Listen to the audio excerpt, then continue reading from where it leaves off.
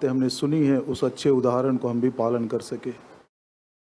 संक्षिप्त में अपने जीवनदायक वचनों के द्वारा हम सबसे मुलाकात करें। समय बहुत ही थोड़ा है, उस थोड़े समय में जीवनदायक नियमों का पालन करते हुए आपके दिव्य आगमन के लिए हम तैयार पाए जाएं। बोलने के लिए मुझको अनुग्रह दीजिए, तर्जुमा करने वाले भाई को भी आप अनुग्रह दीजिए, सुनने वालों के ऊपर आपका अनुग्रह बना रहे। आज दोपहर के लिए जिस उद्देश्य से आप हमको यहाँ पर संगति में इकट्ठा किए हैं, उसकी पूरी आशीष और लाभ पाकर हम जा सके। हम विश्वास से अपने आप को और इस पूरे स्थान को आपके बहुमूल्य लहू के छिड़काव के नीचे ले आते हैं और बड़ी उम्मीद के साथ नम्र दिल से इस प्रार्थना को प्रभु यीशु मसीह के नाम में मांगते हैं, आमीन।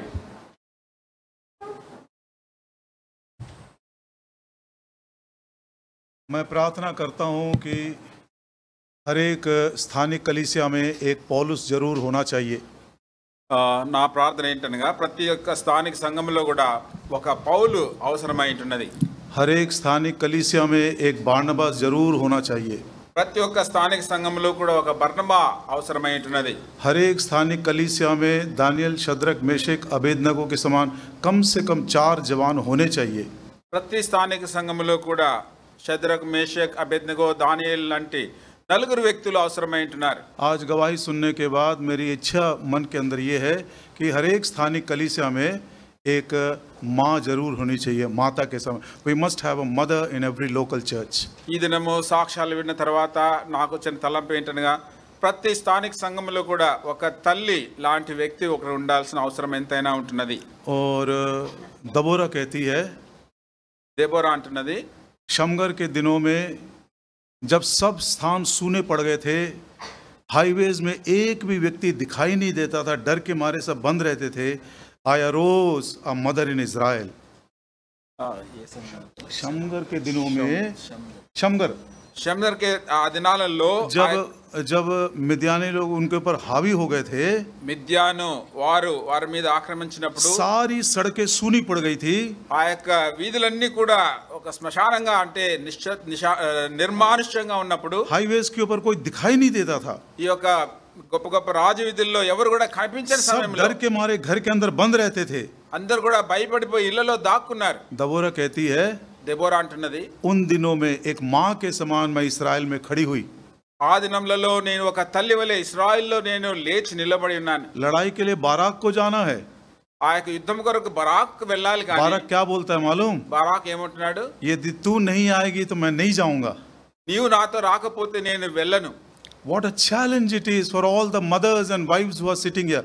जितनी माताएं और जितनी पत्नियां यहाँ पर बैठी हुई हैं, कितना बड़ा चुनौती हमारे लिए। ఇక్కడ కూర్చున్న భార్యలకు, కూర్చున్నటువంటి తల్లిదండ్రులకు, ఇదే తల్లులకు ఎంత గొప్ప సవాలుగా ఉంటున్నది ఇది। आज से आप प्रार्थना करना शुरू करिए, प्रभु जी हमारे स्थानिक कलीसिया में एक पौलुस को दीजिए, स्ट्रिक्ट डिसिप्लिन, एक बारनबास को दीजिए जो गिरे हुए लोगों के कंधे के ऊपर हाथ उठाकर उनको वापस लाए, एक माँ के समान दीजिए, देबोरा के समान, और 4 जवानों को जरूर दीजिए, दानियल, शद्रक, मेशक, अबेदनगो जैसा। కనుక ఈ దినం నుండి ప్రార్థిస్తురండి, ప్రతి స్థానిక సంఘంలో ప్రభువా పౌలు వంటి వ్యక్తిని మాకు అనుగ్రహించండి, బర్నబా వంటి వ్యక్తి, పౌలు వంటి క్రమశిక్షణలో పెట్టేటువంటి వ్యక్తిని అనుగ్రహించండి, బర్నబా వంటి పడిపోయిన వారిని తన భుజం మీద చేయి వేసి లేవనెత్తి ప్రోత్సహించే వారిని, తల్లి లాంటి వారిని, ఈ యొక్క షద్రక్, మేషక్, అబేద్నగో లాంటి దానియేలు వంటి 4 యవనస్తుల్ని ఇచ్చినట్లుగా ప్రార్థిస్తురండి। सारम आंटी की गवाही में एक बात स्पर्श किया मुझे। సారమ్మ గారి యొక్క సాక్ష్యంలో ఒక మాట ఒక విషయం నన్ను తాకింది। छोटे उम्र में विधवा हो गई, చిన్న వయసులోనే విధవరాలుగా చేయబడింది। 6 बच्चों को कैसे पाली वो मुझे भी नहीं मालूम। 6 మంది పిల్లలను ఏ విధంగా పెంచిందో నాకే అర్థం కాదు। उनके दुख के बारे में कुछ बातें जॉन ने भी कहा और कुछ बातें आइजक ने भी कहा। ఆమె వెళ్ళేటువంటి యొక్క దుఃఖం, శ్రమల గురించి కొన్ని విషయాలు జాన్, కొన్ని విషయాలు ఐజక్ కూడా చెప్పారు। वो फिजिकल सफरिंग के बारे में मुझको सुनने के लिए भी अच्छा नहीं लग रहा था, मैं ओपनली बोल रहा हूँ। ఆ యొక్క భౌతికమైనటువంటి శరీరీతిలో పొందినటువంటి ఆమె శ్రమల, బాధ, దుఃఖం వినడానికి కూడా నాకు అంత అనిపించలేదు। तुरंत मेरा ध्यान प्रभु यीशु मसीह की ओर गया। వెంటనే నా యొక్క దృష్టి ప్రభువైన యేసుక్రీస్తు వైపు వెళ్ళింది। प्रभु यीशु मसीह का दुख जो है वो शरीर में नहीं था। ప్రభువైన యేసుక్రీస్తు వారు పొందినటువంటి శ్రమలు ఆయన దేహంలో పొందలేదు। ठीक है, ऊपर से जो देखते हैं सब लोग बोलते हैं, బహిరంగంగా కనిపించే విషయం గురించి చాలా మంది మాట్లాడుతున్నారు. उसके सर के ऊपर कांटों का ताज रख दिए, తన యొక్క తల మీద ముళ్ళ కిరీటం ఉంచబడింది. हल के समान उसके पीठ को उन्होंने जोत दिया, ఆయన యొక్క వీపును ఒక నాగలితో దున్నినట్లుగా అయిపోయింది. उसके हाथ और उसके पैरों में कीले ठोक दिए, ఆయన చేతుల్లో ఆయన పాదముల్లో మేకులు దింపినారు. लोगों ने उसके मुंह के ऊपर थूका, ఆయన మొహం మీద ప్రజలు ఉమ్మివేశారు. उसको थप्पड़ मारे. ఆయనను చెంప మీద కొట్టారు. But the sufferings of Christ is not physical. కానీ ప్రభువైన యేసు క్రీస్తు వారి యొక్క శ్రమలు భౌతికమైనవి కాదు. The sufferings of Christ are the sufferings of his soul. యేసు క్రీస్తు ప్రభువారు పొందినటువంటి ఆ శ్రమలు తన యొక్క ప్రాణంలో పొంది ఉంటున్నారు. उसको कौन देख सकता है? అవి ఎవరు చూడగలరు? निंदाओं के कारण मेरा हृदय टूट गया है. నిందను బట్టి నా యొక్క హృదయము పగిలిపోయినది. My God, why have you forsaken me? इस अर्थ को कौन समझ सकता है? నా దేవా నన్ను ఎలా చేయి విడిచితివి, ఈ మాటని ఎవరు గ్రహించగలరు? दोनों बेटों के गवाही को यदि आपने सुना होगा, अपने माँ के शारीरिक दुख के बारे में 10-10 मिनट बोले, लेकिन वो अकेली कैसे यात्रा में अपने हृदय में उस दुख को घूंट पीते हुए 6 बच्चों को पाली. Nobody can explain.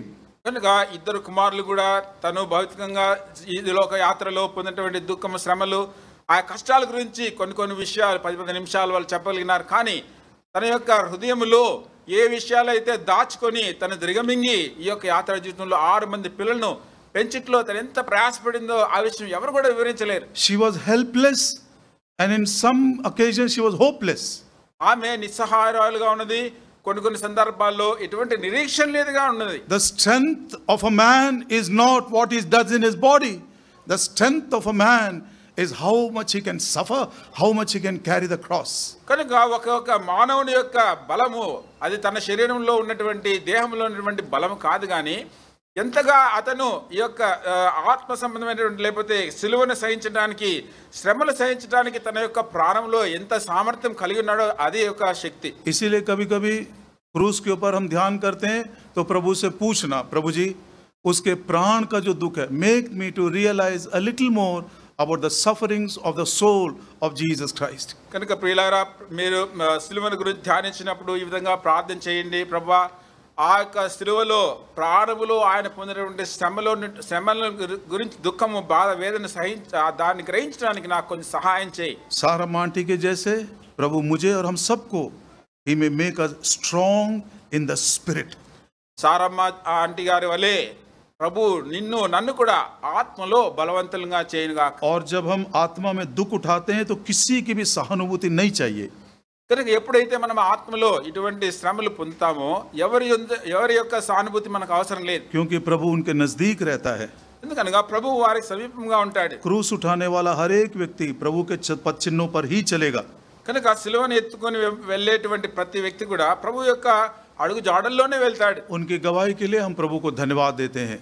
వారి సహోదరు యొక్క సాక్ష్యాన్ని బట్టి ప్రభుకు వందనాలు. और सबों के सामने कलीसिया के बीच में मैं भी आज अपना समर्पण करता हूं कि मैं भी उस क्रूस को उठाकर आत्मा में दुख सहता हुआ प्रभु से बल पाता हुआ जीवन को मैं अंत कर सकूं.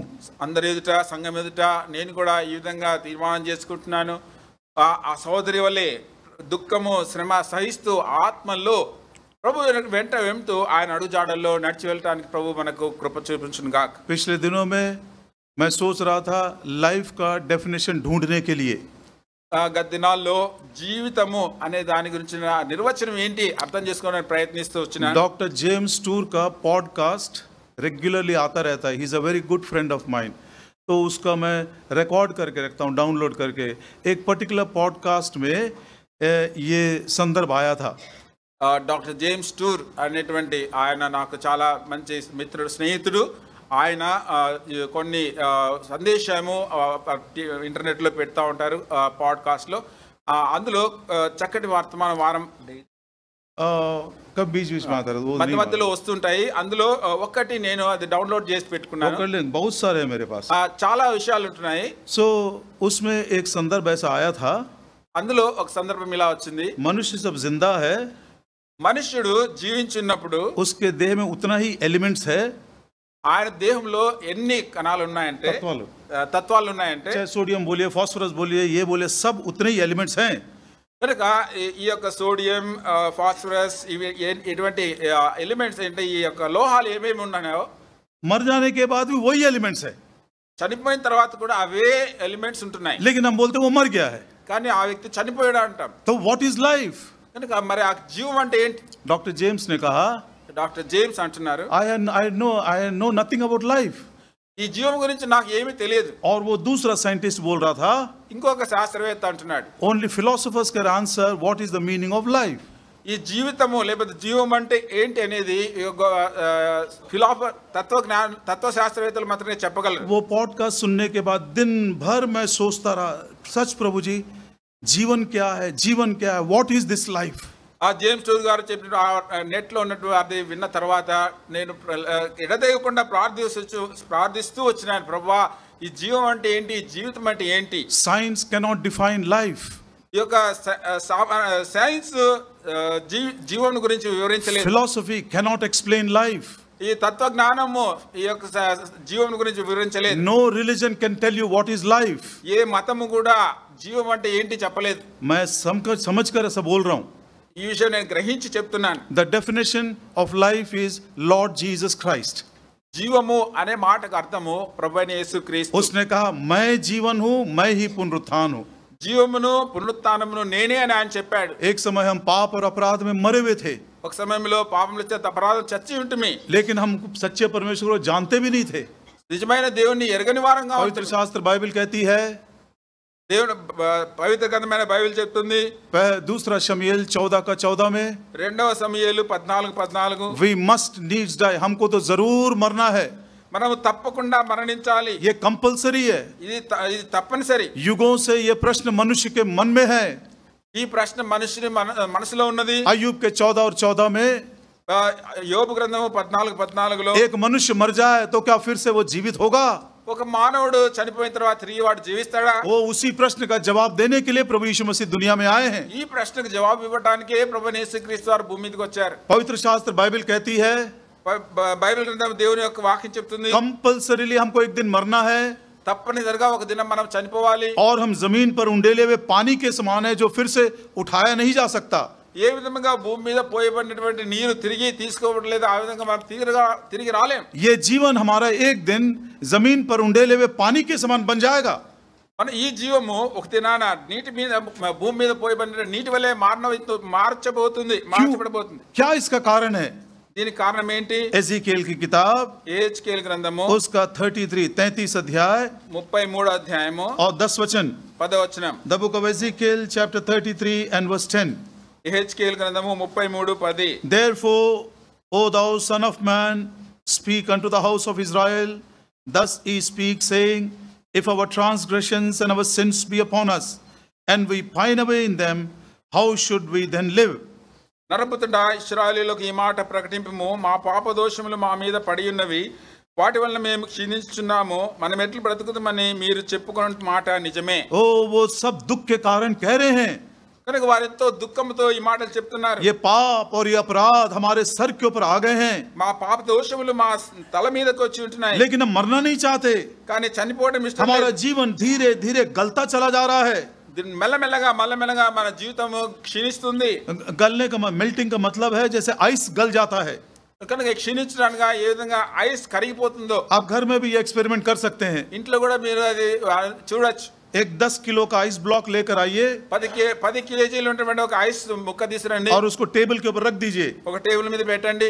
अचानक वो पानी नहीं होता है, వెంటనే నీరుగా మారదు। धीरे धीरे धीरे एक एक बूंद गलते गलते गलते थोड़े समय के बाद सारा आइस ब्लॉक गल गया और पानी नीचे गिर गया। కనుక అది వెంటనే నీరుగా మారదు, కానీ మెల్లమెల్లగా బొట్టుగా కొంత సమయానికి ఆ యొక్క ఐస్ గడ్డంతా కూడా కరిగిపోయి క్షీణించిపోయి నీరుగా మారుతుంది। पाप के कारण, अपराध के कारण मनुष्य का जीवन भी इसी रीति से धीरे धीरे गलते गलते आएगा एक समय 50, 60, 70 सालों के बाद पानी बन गया, गल गया, जमीन पर चला गया, उसको उठा नहीं सकते।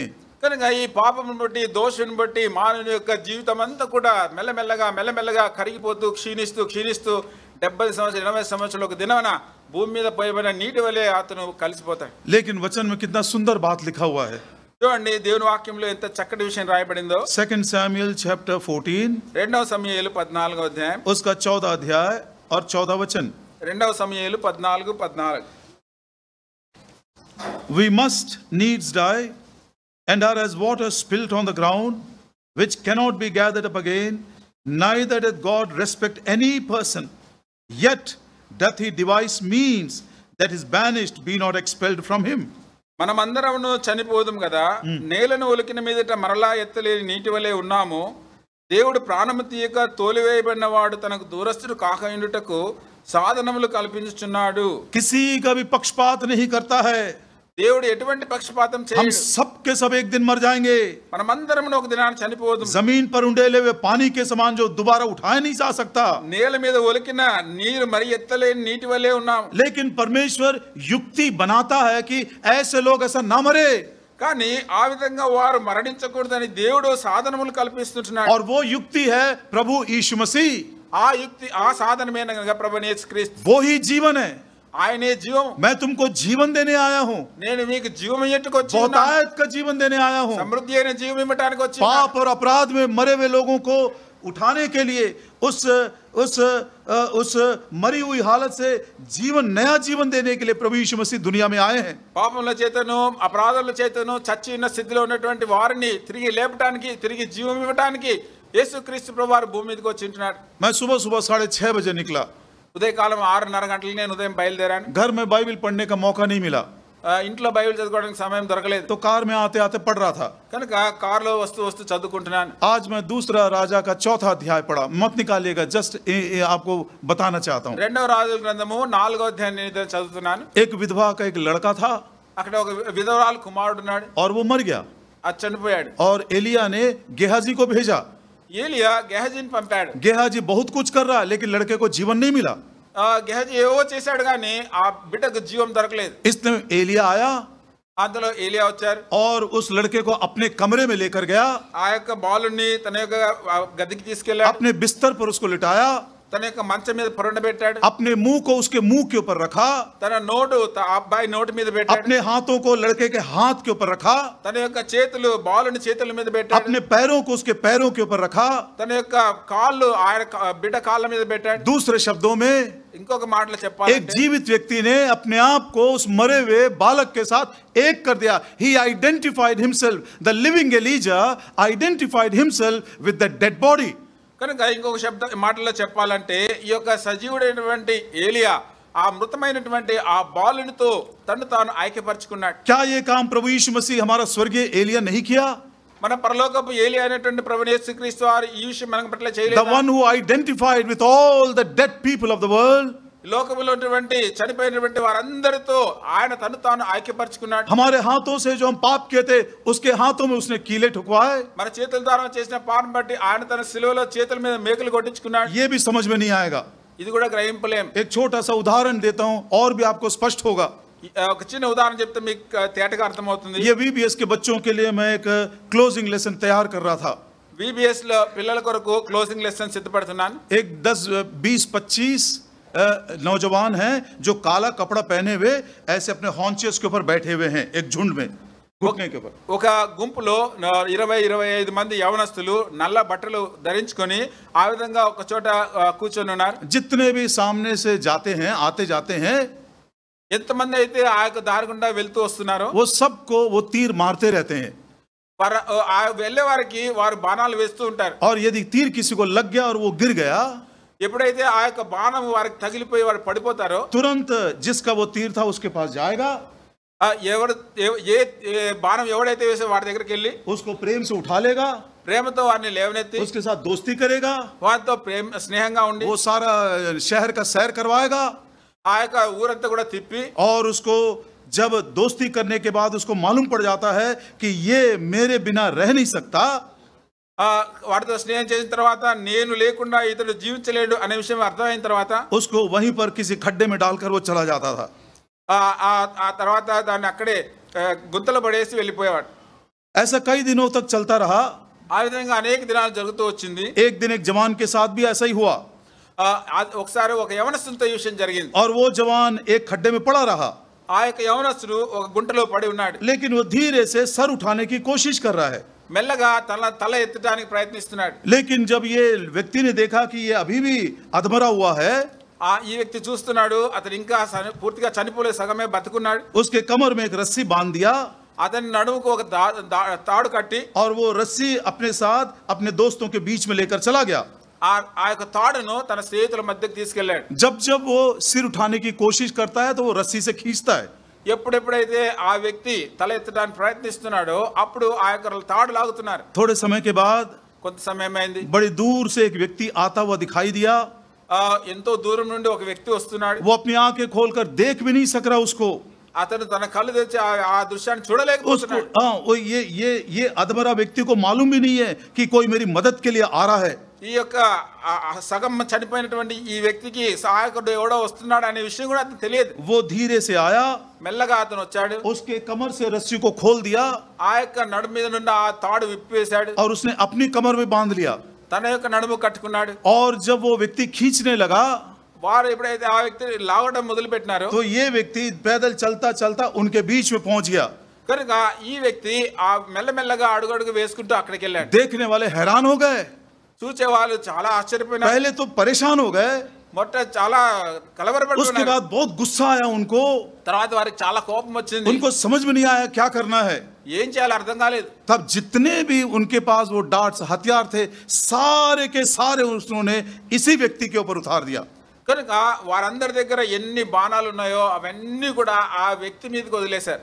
क्या हो सकता है बताइए. ఏమవుతుంది చూడండి. आपको मालूम है शैतान के पास कितना हथियार है.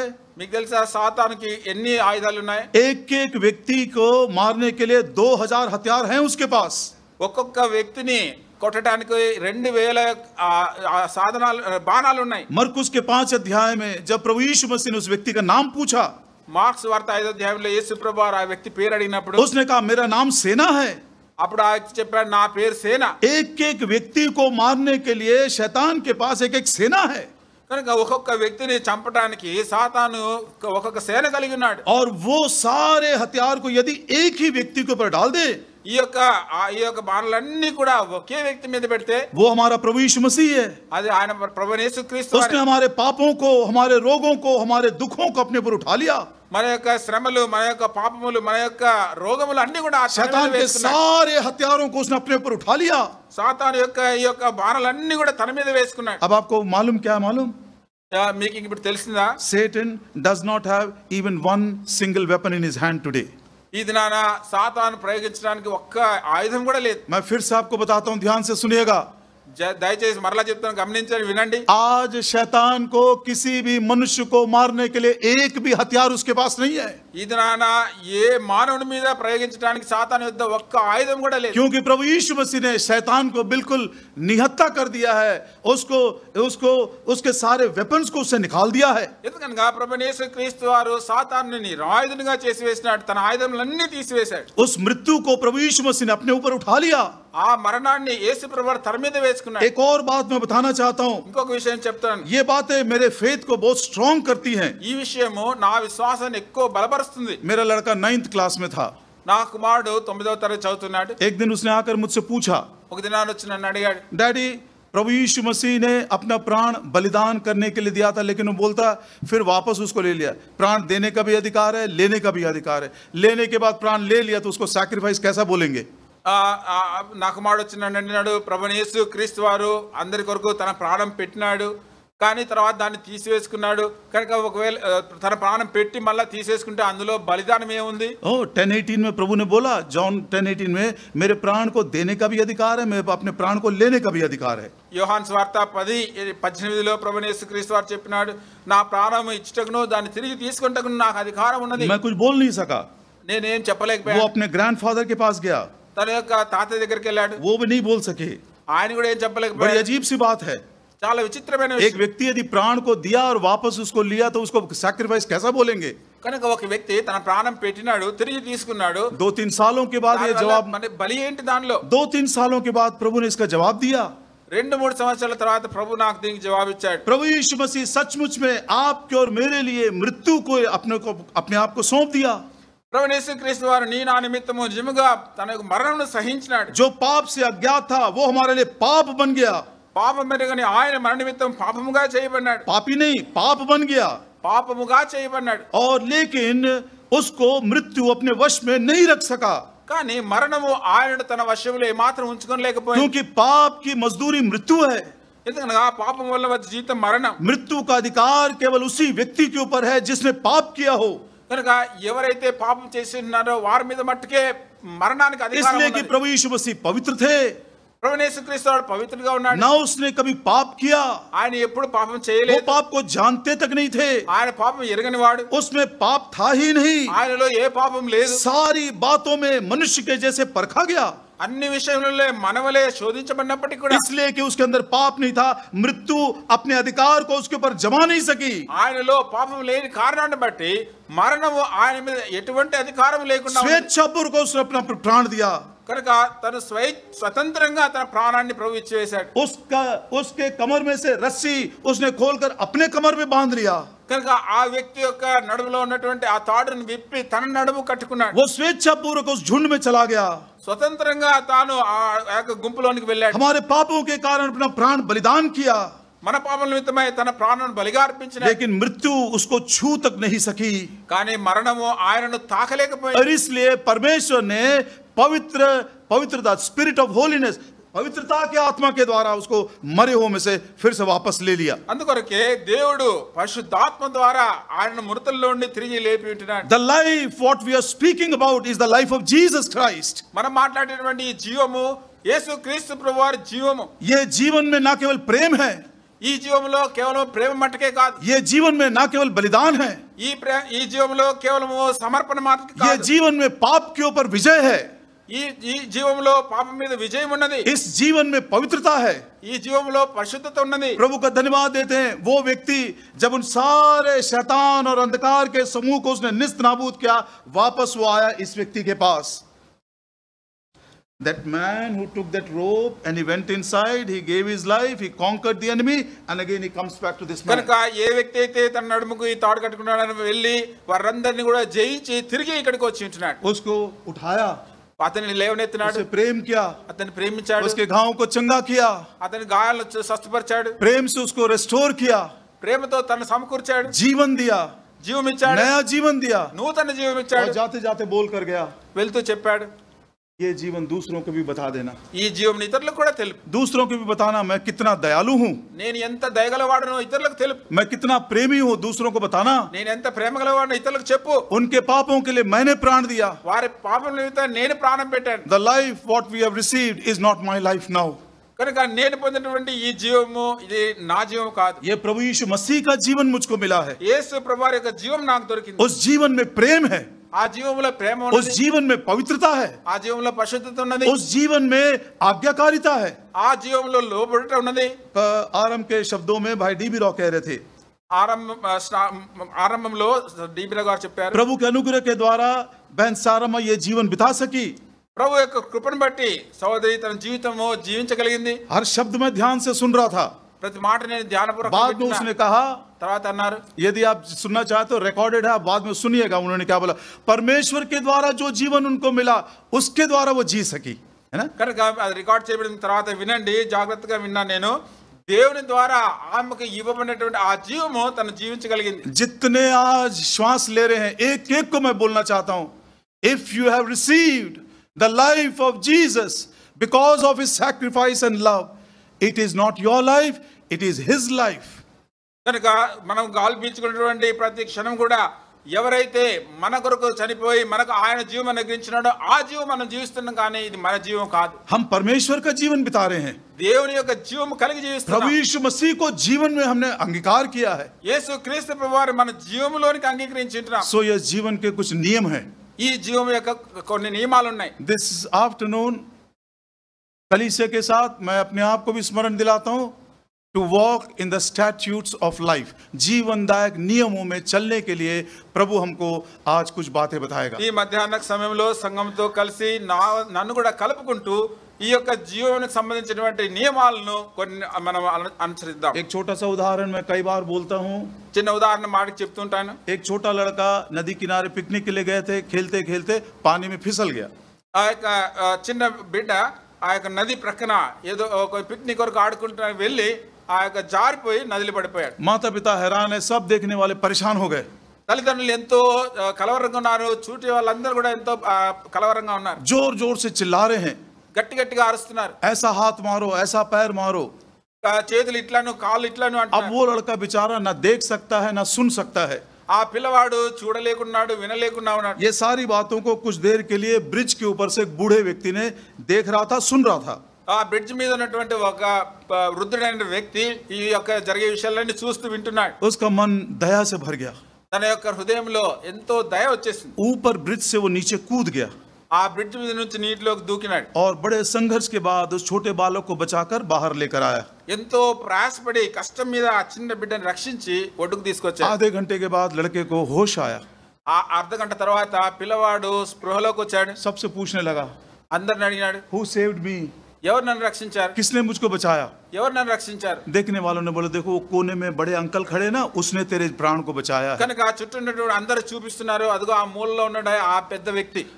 दौड़ता हुआ उसके पास गया, పరిగెత్తుకుంటూ ఆ వ్యక్తి దగ్గరికి వెళ్ళాడు, उसके पैरों को पकड़ लिया ఆ కాళ్ళు పట్టుకున్నాడు, और बोलने लगा, చెప్తున్నాడు, अंकल जी बहुत बहुत धन्यवाद, thank you so much for saving my life.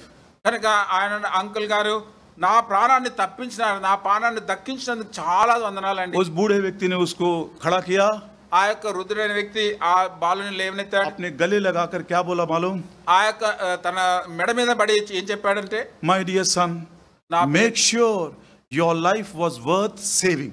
मेरा बेटे, इस बात को तो प्रमाणित करना तेरे जीवन को बचाने के तू योग्य था। కనుక ఆ పిల్లవాడికి చెప్పినటువంటి, కుమారుడా, నీ జీవము అది రక్షించడానికి యోగ్యమైన జీవముగా దాన్ని నిరూపించు. 10-20 साल के बाद 10-20 సంవత్సరాల తర్వాత तेरे जीवन को देखकर, నీ జీవాన్ని చూచి, तेरे व्यवहार को देखकर నీ జీవిత వ్యవహారం చూచి लोग ऐसा ना बोले, ప్రజల్లో ఈ విధంగా చెప్పకూడదు, अरे तू उसी समय डूबकर मर गया होता तो कितना अच्छा रहता। అరే నువ్వు ఆ దినాన్ని నువ్వు మునిగిపోయి చనిపోయింటే ఎంత బాగుండేది. It is the grace of God that we have received this new life. కనుక ఈ నూతన జీవం మనం పొందుటనే దేవుని కృప మట్టుకే. Our life must be so that it must be proving it was worth saving. కనుక మన జీవం ఎలా ఉండాలంటే అది రక్షించడానికి యోగ్యమైనదిగా అది నిరూపించాలి. अब इस नए जीवन को योग्य तरीके से जीने के लिए कुछ नियम पवित्र शास्त्र बाइबल में बताए गए हैं। పరిశుద్ధ గ్రంథమైన బైబిల్లో ఈ జీవము ఏ విధంగా జీవించాలి అనే నియమాలు కొన్ని విషయాలు చెప్పబడి ఉన్నాయి, చూసుకుందాం. उस बात को हम एजिकियल की किताब उसका 33 अध्याय 15 वचन में पढ़ते हैं। ఎహెజ్కేలు 33-35లో చదువుతాం. 15 15 एजिकियल 33 క్షమించండి, ఎహెజ్కేలు గ్రంథం 33-15 उसका 15 वचन। If the wicked restore the pledge, give again that he hath robbed, walk in the statutes of life without committing iniquity, he shall surely live, he shall not die.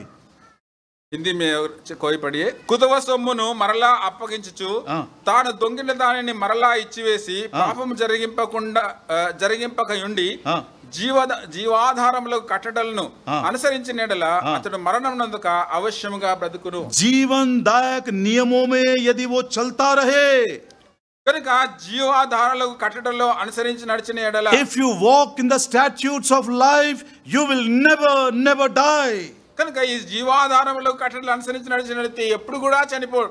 आज इस बहुत ही solemn occasion में हम उसको याद कर रहे हैं, उनके जीवन को याद करते हुए हम भी अपना समर्पण करना चाहते हैं। కనుక ఈ గంభీరమైనటువంటి ఈ సమయంలో మనము ఆ దాసరాల యొక్క జీవితాన్ని జ్ఞాపకం చేసుకుంటున్నాము. మనం కూడా మన జీవితాలను పరీక్షించుకొని తిరిగి సమర్పించుకుందాం. प्रभु जी, ये मेरा जीवन नहीं है, ప్రభువా ఇది నా జీవము मैं కాదు, तो मरा हुआ था। నేనైతే చనిపోయిన వాడిని. यदि आप अनुग्रह के द्वारा उद्धार नहीं देते तो मैं पाप में ही मर गया होता। నీ కృప ద్వారా నన్ను రక్షించకపోతే నేను పాపంలో చనిపోయేవాడిని. लेकिन आप अनुग्रह के द्वारा मुझको ढूंढते हुए आए మీ కృపను బట్టి వెతుకుతూ నా దగ్గరకు వచ్చావు, और आपने मेरा उद्धार कर दिए, నన్ను రక్షించావు, मेरे घाव को चंगा कर दिए, నా గాయములను अपने స్వస్థపరిచావు, लहू के द्वारा मेरे पापों को धो दिए। నీ రక్తం ద్వారా నా పాపములను కడిగి और వేశావు. ये जीवन आपका जीवन है।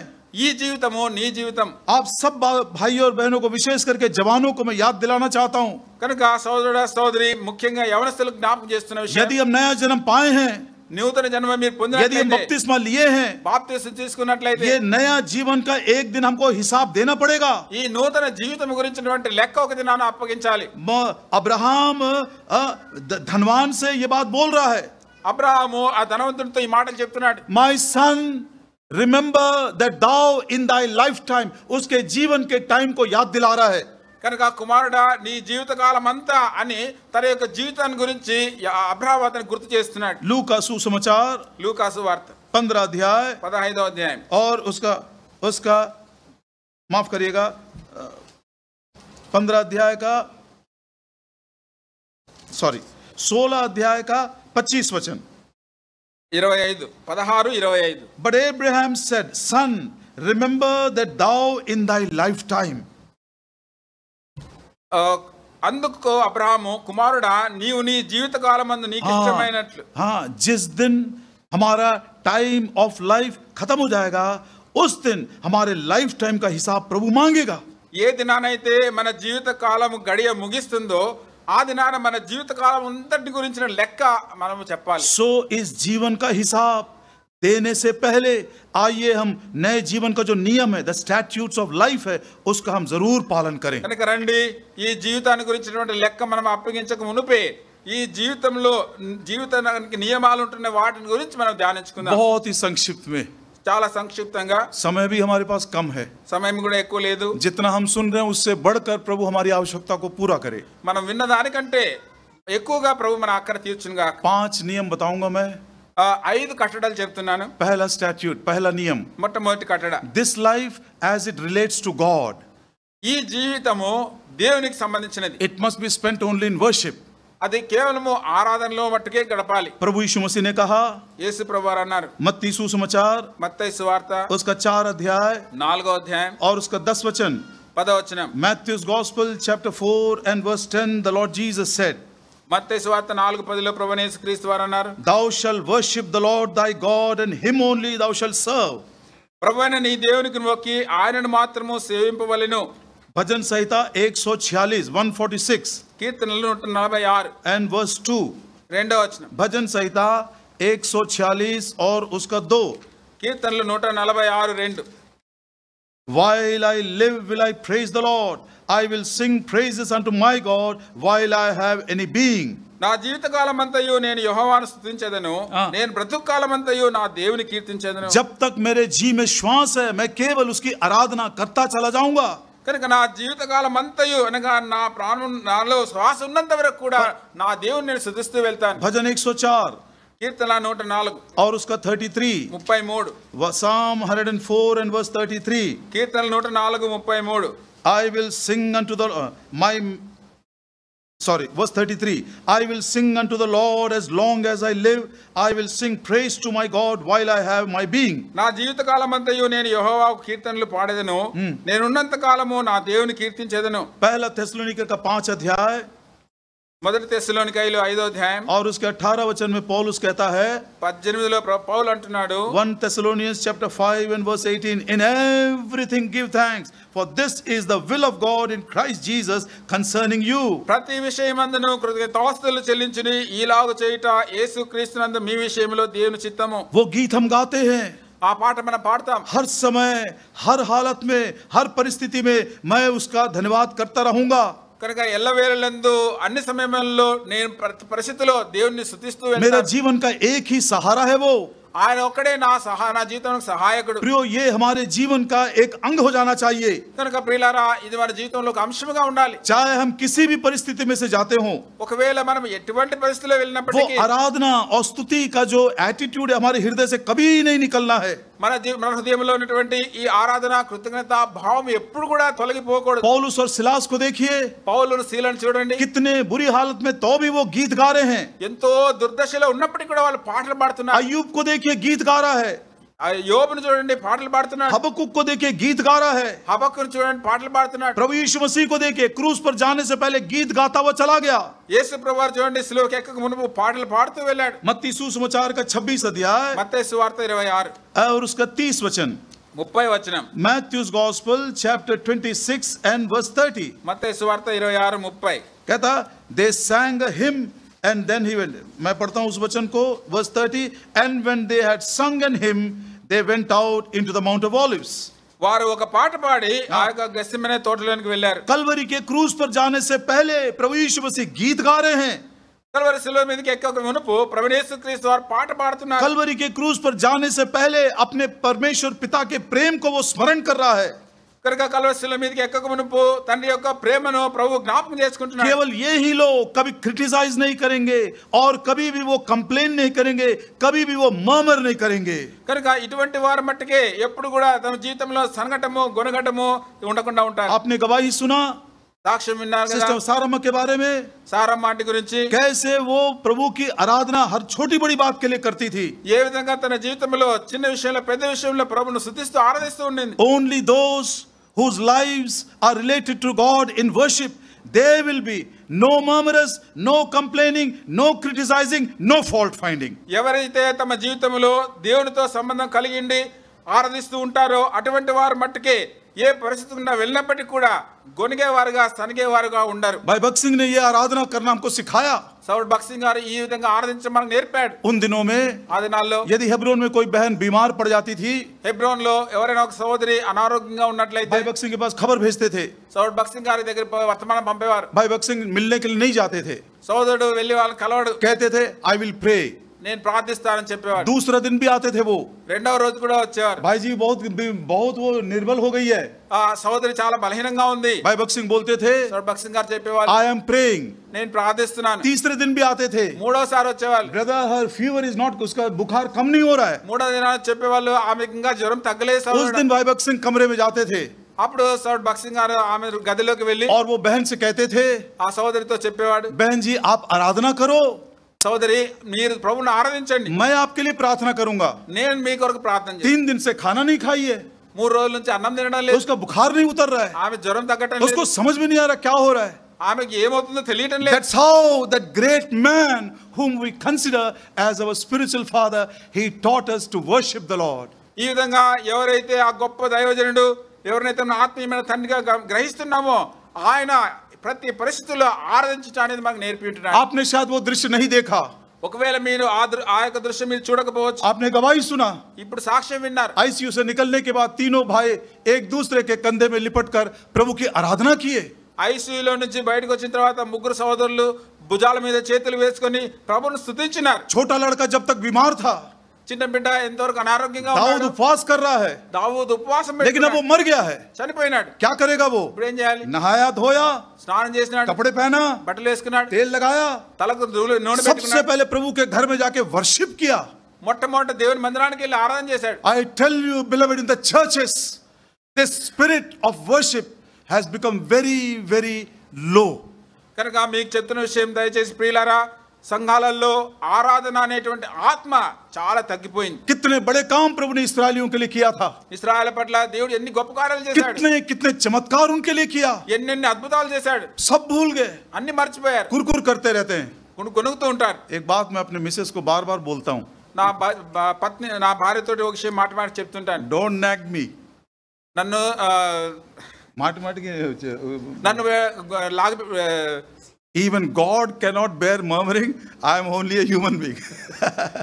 దేవుడు కూడా గొనుగుతూ ఉంటే ఆయన ఇష్టపడ్డు, परमेश्वर भी सह नहीं सकता तो मैं कहाँ से सहूंगा. దేవుడు కూడా సహించడు కనుక దయచేసి నన్ను కూడా విసిగించొద్దు. मतलब क्या है? కనుక That is అర్థమైంది. the first. Think about it. Why do we criticize? Why do we complain? Why do we find fault on so many things? It's because our own hearts are not filled with gratitude and joy of worship.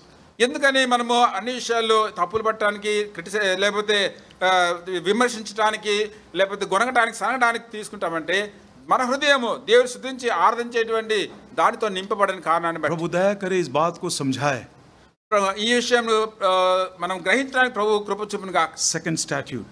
రెండవ కట్టడ, This life as it relates to Satan. ఈ జీవము సాతానుతో ఏ విధంగా సంబంధం కలిగి ఉండిందో इतनी आसानी से नहीं छोड़ेगा. हाँ 22 साल तक तो मेरे साथ था, दोस्ती इतनी आसानी से छोड़ दिया.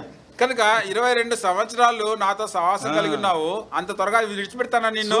So this new life as it comes in relationship with Satan. కనుక ఈ యొక్క నూతన జీవము ఎప్పుడైతే సాతానుతో సంబంధం కలిగి ఉంటుందో प्रभु ने क्या कहा? ప్రభు ఏం చెప్పాడు?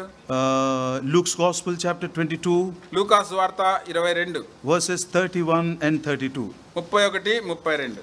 Luke chapter 21 अध्याय और उसका 31 और Luke chapter 22 verses 31 and 32. లూకాసు వార్త 22వ అధ్యాయము 31 32. Simon, Simon, behold, Satan has desired to have you, that he may sift you like wheat, but I have prayed for thee, that thy faith fail not. And when thou art converted, strengthen thy brethren. సీమోను సీమోను, ఇదిగో సాతాను మిమ్మను పట్టి గోధుమల వలె జల్లించుటకు మిమ్మను కోరుకొనెను గాని నీ నమ్మిక తప్పిపోకున్నట్లు నేను నీ కొరకు వేడుకొంటిని. నీ మనసు తిరిగిన తర్వాత నీ సహోదరులను స్థిరపరచమని చెప్పాను. शैतान क्या करेगा? సాతాను ఏం చేస్తాడు? अब वो दोस्ती नहीं करेगा. ఇప్పుడు వాడు స్నేహం చేయడు. वो बोलता गेहूं के समान मैं तुमको फटकना चाहता हूं. ఇప్పుడు మిమ్మల్ని గోధుమ గింజల వలె జల్లిస్తాను అంటున్నాడు. प्रिय भाइयों बहनों, సోదర సోదరి, 2-3 दिन पहले 2-3 దినాల కిందటే ग्रीस से वो ज्ञानी लोग जब प्रभु यीशु मसीह से मिलने के लिए आए थे, ఆ గ్రీసు దేశస్థులు ఆ యొక్క ప్రభు యేసుక్రీస్తు వారిని కలవడానికి వచ్చినప్పుడు प्रभु ने क्या बोला मालूम? ప్రభు వారికి ఏం చెప్పారు తెలుసా? मैं एक गेहूं का दाना हूं. నేను ఒక గోధుమ గింజను. Oh, it's a strange but very unique introduction. ఇది ఎంతో వింతైనటువంటి లేకిన్ ప్రత్యేకమైనటువంటి పరిచయం. शैतान ने सुन लिया సాతాను విన్నాడు. और जिस दिन फसह के पर्व के लिए बैठे हुए थे, ఆ యొక్క పస్కా పండుగ రోజు కూర్చున్నప్పుడు उसको एक बात याद आया. ఈ విషయం గుర్తొచ్చింది. अरे ये लोग भी गेहूं है. వీరు కూడా ఒక గోధుమలే. हाँ, इनको भी मैं गेहूं के समान फटकना चाहता हूं. కనుక వీరిని కూడా నేను గోధుమ గింజల వలె జల్లిస్తాను. Have you and me realized that we are also a corn of wheat? నీవు నేను కూడా ఒక గోధుమ గింజ అయింటున్నామనే విషయం గ్రహించామా? क्या बड़ी ईमानदारी के साथ आज मैं कह सकता हूं, प्रभु यीशु मसीह के चेले के समान, मेरे प्रभु ने कहा I am the corn of wheat. क्या मैं भी बोल सकता हूं I also am a corn of wheat? ధైర్యంగా ప్రభు యేసుక్రీస్తు వారు శిష్యులు చెప్పిన రీతిలో నేను కూడా ఒక గోధుమ వలె, ప్రభు యేసుక్రీస్తు వారు గోధుమ గింజ ఇంటున్నాడు, నేను కూడా గోధుమ గింజనని చెప్పగలమా? अब शैतान के विषय, उसी पतरस को शैतान ने गेहूं के समान फटकने के लिए बोला था ना, अब वही पतरस क्या बोलता देखिए. చూడండి, ఏ సాతాను అయితే సీమోనును గోధుమ గింజ వలె నేను జల్లిస్తాను అన్నాడో అదే సాతాను ఇప్పుడు ఏం చెప్తున్నాడు చూడండి. सातान का पेतरू, క్షమించండి, ఇప్పుడు పేతురు ఏం చెప్తున్నాడు చూడండి. पहला पतरस का 5 अध्याय, మొదటి పేతురు 5వ అధ్యాయం उसका 8 वचन, 1 Peter chapter 5 and verse 8. మొదటి పేతురు 5:8. Be sober, be vigilant, because your adversary the devil, as a roaring lion, walketh about seeking whom he may devour. నిబ్బరమైన బుద్ధి గలవారే మెలకుగా ఉండుడి, మీ విరోధి అయిన అపవాది గర్జించి సింహం వలె ఎవరిని మింగుదునా అని వెదకుచూ తిరుగుచున్నాడు. This life as it relates to Satan is the life of warfare.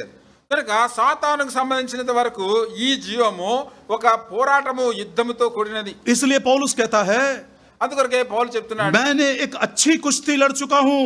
నేను ఒక మంచి పోరాటం పోరాడి తిని, मैंने अपनी दौड़ को पूरा कर लिया. నా పరుగు కడబొట్టింది, मैंने विश्वास को संभाल कर रखा. నా విశ్వాసమును ये కాపాడుకోండి. शैतान इसलिए लड़ाई कर रहा ताकि कैसे भी करके हमारे विश्वास को क्षीण कर दे.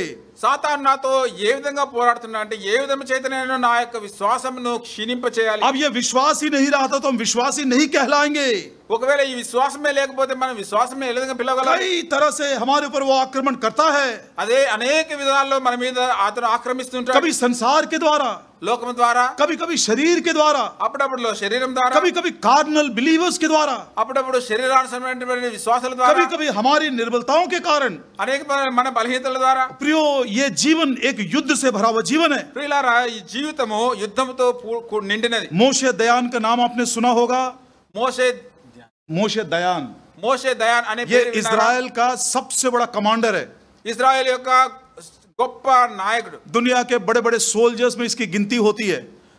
ప్రపంచంలో ఉన్నటువంటి గొప్ప గొప్ప సైనికులలో ఈ వ్యక్తి 2 बातें లెక్కింపబడుతున్నాడు. उसके बारे में बताता हूं मैं. అతని గురించి 2 విషయాలు చెప్తాను. 1967 में जब वो योम किप्पुर वॉर हो रहा था 6 दिनों का, 1967లో ఆ యొక్క యుద్ధం జరుగుతున్నది, 6 దినాల యుద్ధము. वो यरूशलेम के टेंपल पहुंचने के लिए केवल 15 मिनट्स बाकी था.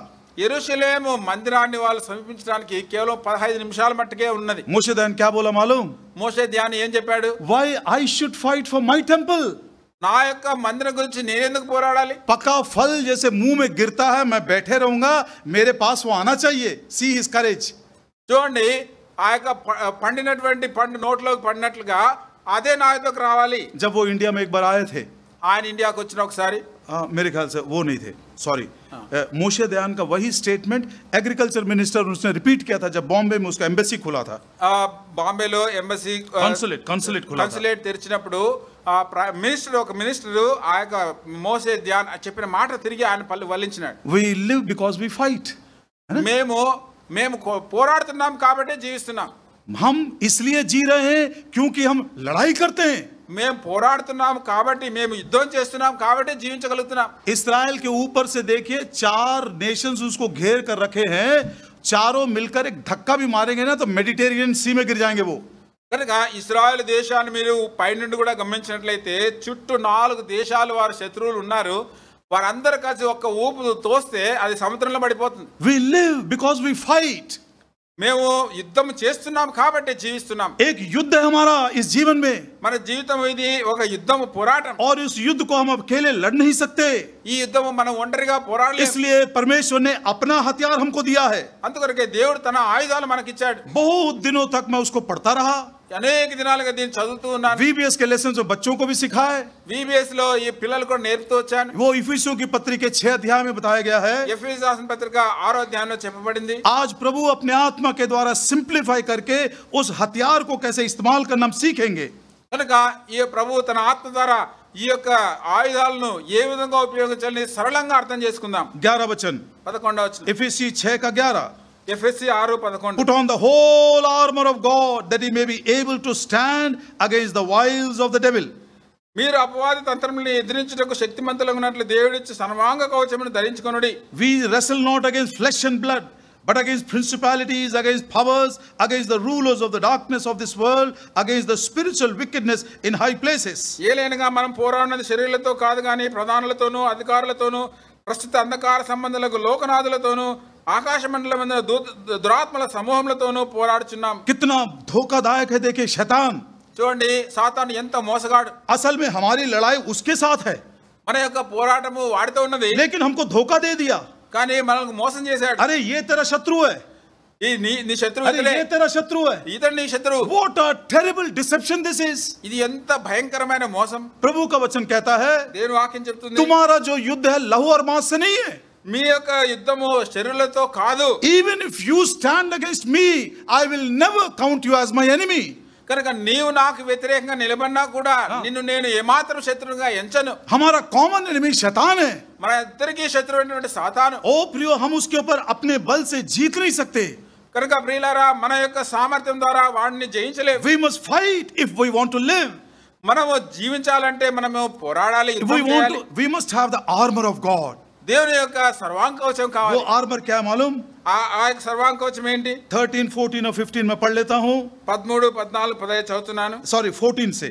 14 నుండి. The stand therefore having your loins girt about with truth, having on the breastplate of righteousness, your feet shod with the preparation of the gospel of peace, above all taking the shield of faith, wherewith we be able to quench all the fiery darts of the wicked, take the helmet of salvation and the sword of the Spirit, which is the word of God. ఏలాగనగా మీ నడుమునకు సత్యమును దట్టి కట్టుకొని నీతిని మహిమను తొడుక్కొని పాదములకు సమాధాన సువార్త వలన సిద్ధ మనసును జోడును తొడుక్కొని నిలవబడి ఇవన్నీ కాక విశ్వాసము డాలు పట్టుకొనడి దానితో మీరు దుష్టుని అగ్ని బాణములన్నిటిని ఆర్పుటకు శక్తిమంతులగుదురు. यदि कोई जवान बड़े भाइयों से पूछे, ఒకవేళ యవనస్తుడు పెద్దలైన వారిని అడిగితే, अंकल जी मैं बहुत बार बार हार जाता हूँ, అంకుల్ మరి మాటి మాటికి నేను ఓడిపోతున్నాను. और प्रभु कहता मैंने अपना हथियार तुझको दिया है जीतने के लिए. ప్రభు అన్నాడు, మరి నా యొక్క ఆయుధాలు నీకు ఇచ్చినా నీ విజయం ये పొందినట్లుగా बेल्ट ऑफ ट्रूथ क्या मुझको बताइए. ఈ సత్యమైన దట్టి ఏంటి मैं నాకు बांध చెప్పండి. लूंगा.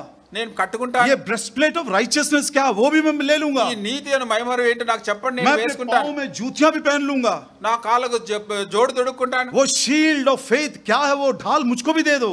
ఆ విశ్వాసమైనటువంటి డాలు నాకు ఇవ్వు. वो हेलमेट क्या है सैल्वेशन का, वो भी मुझको दे दो. ఆ రక్షణ శిరస్త్రాలు నాకు ఇవ్వు, నేను పట్టు वो వేసుకుంటాను. तलवार क्या, वो भी मुझको दे दो. ఆ ఖడ్గం ఏంటి నాకు ఇవ్వు, నేను తీసుకుంటాను. Anybody who really wants to live a victorious life, ఎవరైనా విజయవంతమైన జీవితం జీవించాలని కోరేవారు, if anybody is desiring to withstand and stand against the attacks of the enemy, దుష్టుని యొక్క ఎదిరింపులకు ఎదిరించి నిలవబడాలని కోరినవాడు. मैं पहले orally बोल दूंगा आपको, త్వర త్వరగా చెప్తాను కొన్ని విషయాలు. और orally ऐसा मुखाग्र बोल दूंगा, నోట్తో చెప్తున్నాను. और उसके बाद रेफरेंसेस भी बताऊंगा. తర్వాత రెఫరెన్స్లుగా చూపిస్తాను. What is the belt of truth?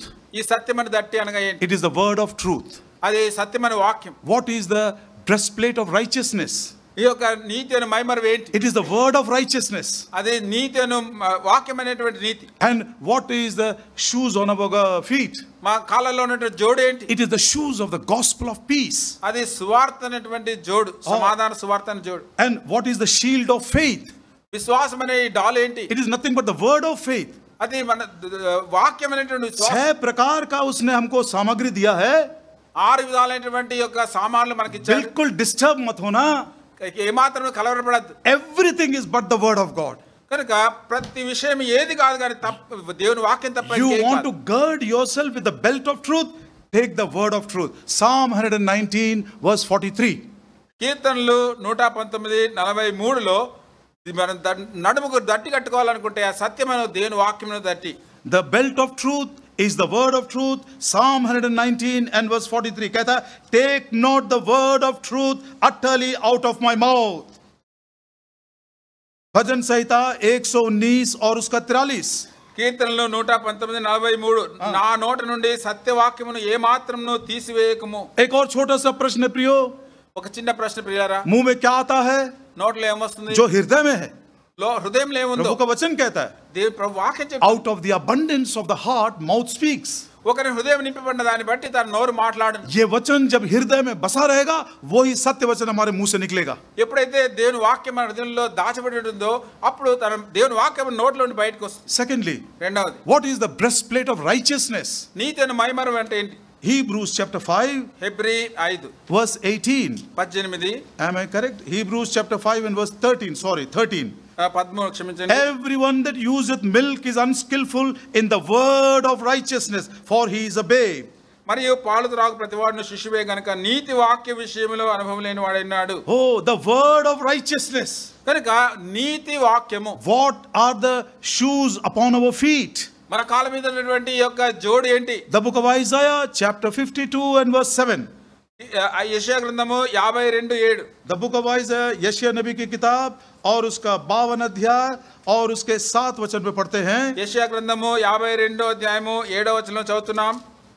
How beautiful upon the mountains are the feet of him that bringeth good tidings, that publisheth peace, that bringeth forth good tidings of peace, that publisheth salvation, that saith unto Zion, thy God reigneth. సువార్త ప్రకటించుచు సమాధానం చాటించుచు సువర్తమానం ప్రకటించుచు రక్షణ సమాచారం ప్రచురించు వాని పాదములు, నీ దేవుడు ఏలుచున్నాడని సియోనుతో చెప్పుచున్న వాని పాదములు పర్వతముల మీద ఎంతో సుందరములై ఉన్నవి. हमारे पांव की जूतियां क्या हैं?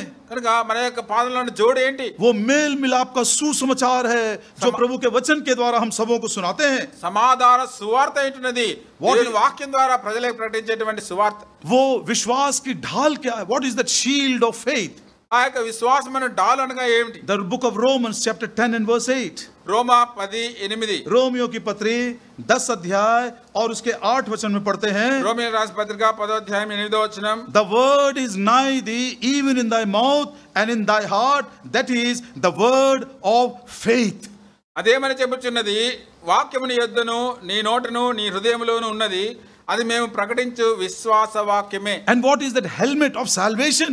కనుక ఆ రక్షణ అనేటువంటి శిరస్త్రాణం ఏంటి? इफिसियों की पत्री ఎఫెసీయుల పత్రిక पहला अध्याय 1వ అధ్యాయం 13 वचन. 13వ వచనం. In whom ye also trusted, after that ye heard the word of truth, the gospel of your salvation, in whom also after that you believed, ye were sealed with that Holy Spirit of promise. మీరును సత్యవాక్యమును అనగా మీ రక్షణ సువార్తను విని క్రీస్తునందు విశ్వాసముంచి వాగ్దానం చేయబడిన ఆత్మ చేత ముద్రింపబడితిరి. What is the helmet of our salvation? కనుక మన రక్షణ అనేటువంటి యొక్క శిరస్త్రాణం It ఏంటి? is the gospel of the word of our salvation. మన రక్షణ సువార్త అనేటువంటి వాక్యం. What is the sword of the spirit? కనుక ఈ యొక్క ఖడ్గం అనే వాక్యం ఏంటి? आत्मा का तलवार. క్షమించండి, ఆత్మ ఖడ్గం అనగా ఏంటి? इफिसियों के 6 में ही हमने पढ़ा, वो परमेश्वर का वचन है. ఎఫెసీ 6లో మనం చదువుకున్నాము, అది దేవుని వాక్యం. Now do you understand, beloved? కనుక ప్రియులారా గ్రహిస్తున్నారా? जो कुछ हमारी आवश्यकता है, మన అవసరత ఏదైనప్పటికీ, जिस पहलू में हमको ये आवश्यक पड़ता है, ఏ గడియలో మనకు ఈ అవసరమైన चाहे हमको जूतियां चाहिए, ఒకవేళ మన కాళ్ళకు చెప్పులు కావాలి, चाहे हमको ढाल चाहिए, ఒకవేళ మనకు డాలు కావాలి, चाहे हमको हेलमेट चाहिए, శిరస్త్రాణం కావాలి, चाहे हमको ये ब्रेस्टप्लेट चाहिए, మనకు ఒకవేళ మైమరు కావాలి, बेल्ट चाहिए, దట్టి కావాలి, whatever armor you need in time of need, that will be given to you from the word of God. కనుక మీ అవసరత కొరకు ఏ పరిస్థితిలో ఏ ఆయుధం అవసరమైనదో అది మీకు ఇవ్వబడుతుంది దేని ద్వారా అంటే దేవుని వాక్యం. Your whole armor, सारा हथियार ये परमेश्वर का वचन है. కనుక ఈ యొక్క సంపూర్ణమైనటువంటి ఈ కవచము దేవుని వాక్యం. ये वचन को हमें धारण कर लेना है. ఈ వాక్యాన్ని మనం ये ధరించుకోవాలి. वचन को पढ़ना है. ఈ వాక్యాన్ని ये చదవాలి. वचन को मनन करना है. ఈ వాక్యాన్ని ये ధ్యానించాలి. वचन को मान लेना है. ఈ వాక్యాన్ని అనుసరించాలి. वचन के विरोध में काम करने का हिम्मत नहीं करना है. దేవుని వాక్యానికి వ్యతిరేకంగా నడుచుకోవడానికి ధైర్యం చేయకూడదు. प्रभु दया करे ये वचन को हम अपने सर के ऊपर उठाकर रखें. కనుక దేవుని వాక్యాన్ని మన తల మీదుగా ఎత్తి పెట్టుకోవడానికి ప్రభు సహాయం చేయాలి. प्रभु ऐसे लोगों को ढूंढ रहा है जो उसके वचन को सुनकर थर थर कांपते हैं. కనుక దేవుని మాట విని వణుకుచున్న వారిని దేవుడు వెతుకుతున్నాడు. और दूसरी बात, రెండవది ये हथियार पहन लेने के बाद ఈ యొక్క సర్వాంగ కవచం ధరించుకున్న తర్వాత प्रियो, जब ये वचन इतनी अधिकाई से हमारे हृदय में बसा हुआ है, जब शैतान का झूठ आएगा तो हम तुरंत ये सत्य वचन के द्वारा उसको बांध सकते हैं. కనుక ఎప్పుడైతే ఈ వాక్యమని ఈ శిరస్త్రం మనం ధరించుకొని ఉన్నామో నిలబడినప్పుడు సాతాను అబద్ధాన్ని తీసుకొచ్చినప్పుడు సత్యమైన వాక్యం ద్వారా దాన్ని ఎదిరించుతాం. कुछ साल पहले కొన్ని సంవత్సరాల కిందట एक जवान भाई हेब्रोन यूथ कैंप में दोपहर का प्रैक्टिकल सेशन ले रहा था. హెబ్రోన్ లో యవనస్తుల కూడికల్లో మధ్యాహ్నము ఈ యొక్క ప్రాక్టికల్ సెషన్ లో ఒక యవనస్తుడు మాట్లాడుతున్నాడు. आरंभ के दिनों में ఆరంభ దినాల్లో जब टेलर सिस्टम शुरू हुआ था, बैंक्स में टेलर सिस्टम, यूके की बात है ये. ఆ యొక్క టెల్లర్ సిస్టమ్ యూకేలో ఈ యొక్క టెల్లర్ సిస్టమ్ ఆరంభించిన దినాల్లో तो जो माइनिंग इंडस्ट्री में काम करते थे सब लेबरर्स थोड़े समय के लिए आते थे, पैसा भरना तो भर देते थे, पैसा निकालना तो निकाल के चले जाते थे. बहुत ही कम समय उनको मिलता था. ఈ యొక్క గనులలో పనిచేసేటువంటి ఆ యొక్క కార్మికులు చాలా కొద్ది సమయం వారికి దొరుకుతుంది. వాళ్ళు వెంటనే వచ్చేసి కొద్ది సమయంలో వారి డబ్బులు లెక్క పెట్టి దానిలో వేసేవారు, లేకపోతే తీసుకునేవారు, వెళ్ళిపోయారు. फेक नोट कैसा है, ट्रू नोट कैसा है, इसको पता लगाने के लिए टेलर्स को 1, 2, 3 महीने ट्रेनिंग देते थे. కనుక ఈ యొక్క నకిలీ నోట్ ఏది, సరైన నోట్ ఏది, దీన్ని గుర్తించే దాని కొరకు ఆ యొక్క డబ్బులు లెక్క పెట్టే వారికి కొంత तरबीदी ఇవ్వబడింది. 3 महीने तक 3 నెలలు केवल वो ट्रू नोट्स को, मतलब जो करेंसी आता है उसी को वो गिनते गिनते रहते थे. उसका जो ट्रू नोट्स का जो फीलिंग है ना उनके फिंगर्स में आ जाता था. కనుక 3 నెలల మట్టుకు ఒరిజినల్ అంటే నిజమైనటువంటి ఈ యొక్క నోట్లు, డబ్బు నోట్లు వారు లెక్క పెడుతూ ఉండేవాళ్ళు. అది వారు ఎంతగా లెక్క పెట్టేవారంటే వారి వేళ్లకు ఆ యొక్క పేపర్ ఆ నోట్ పట్టుకుంటే తెలిసిపోతుంది అది నకిలీదా లేదా. और उसी बंडल को गिनते गिनते यदि कोई नकली नोट आ गया तो हाथ के स्पर्श से ही मालूम हो जाता था ये नकली नोट है. See the training. చూడండి వారు ఏ విధంగా తర్బీదు ఇవ్వబడినారంటే 3 నెలల మట్టుకు ఈ ఒరిజినల్ ఆ నోట్లను వారు లెక్క పెడుతూ ఎంతగా అలవాటు అయిపోయినారంటే వారి వేళ్ళు ఆ పేపర్ను ముట్టుకుంటుంటే తెలిసిపోతుంది. ఆ యొక్క కట్టలో ఒకవేళ ఏదైనా పొరపాటున ఒక నకిలీ నోట్ వస్తే వెంటనే వాళ్ళ చేతులు గుర్తుపడుతున్నాయి. ये सत्य का वचन इस रीति से हृदय में बसा हुआ है. जब कोई false doctrine, false teaching, wrong interpretation आता है तो तुरंत आत्मा बोलता बेटा सावधान रहना. కనుక ఈ యొక్క సత్యవాక్యం మన హృదయంలో అది నింపబడి అది నివసిస్తున్న కారణాన్ని బట్టి ఎప్పుడైనా ఏ సమయంలోనైనా ఒక వాక్యం తప్పుడుగా లేకపోతే తప్పుడు బోధ కానీ తప్పుడుగా వాక్యాన్ని వక్రీకరించేది కానీ వచ్చిన వెంటనే మనకు చెప్తుంది ఇది తప్పు. Remember what brother sister Sarama and her husband used to do at 4:30 in the morning. దయచేసి జ్ఞాపకం చేసుకోండి సహోదరి సారమ్మ భర్త అబ్రహాం గారు ఉదయం 4:30 గంటలకు ఏం చేసేవారు? गीत गाते थे, పాటలు పాడుతున్నారు, वर्शिप करते थे, ఆరాధిస్తున్నారు, प्रार्थना करते थे, ప్రార్థిస్తున్నారు, वचन पढ़ते थे. వాక్యం చదువుతున్నారు. समय असमय जब बच्चे देखते थे तो तंग आ गए उनको माता जी को वचन पढ़ते हुए देखकर. కనుక సమయమందును అసమయమందును పిల్లలు తల్లిని ఎప్పుడూ దేవుని వాక్యంతోనే చూసి విసిగెత్తిపోయారు. Now you look at the testimony of that mother.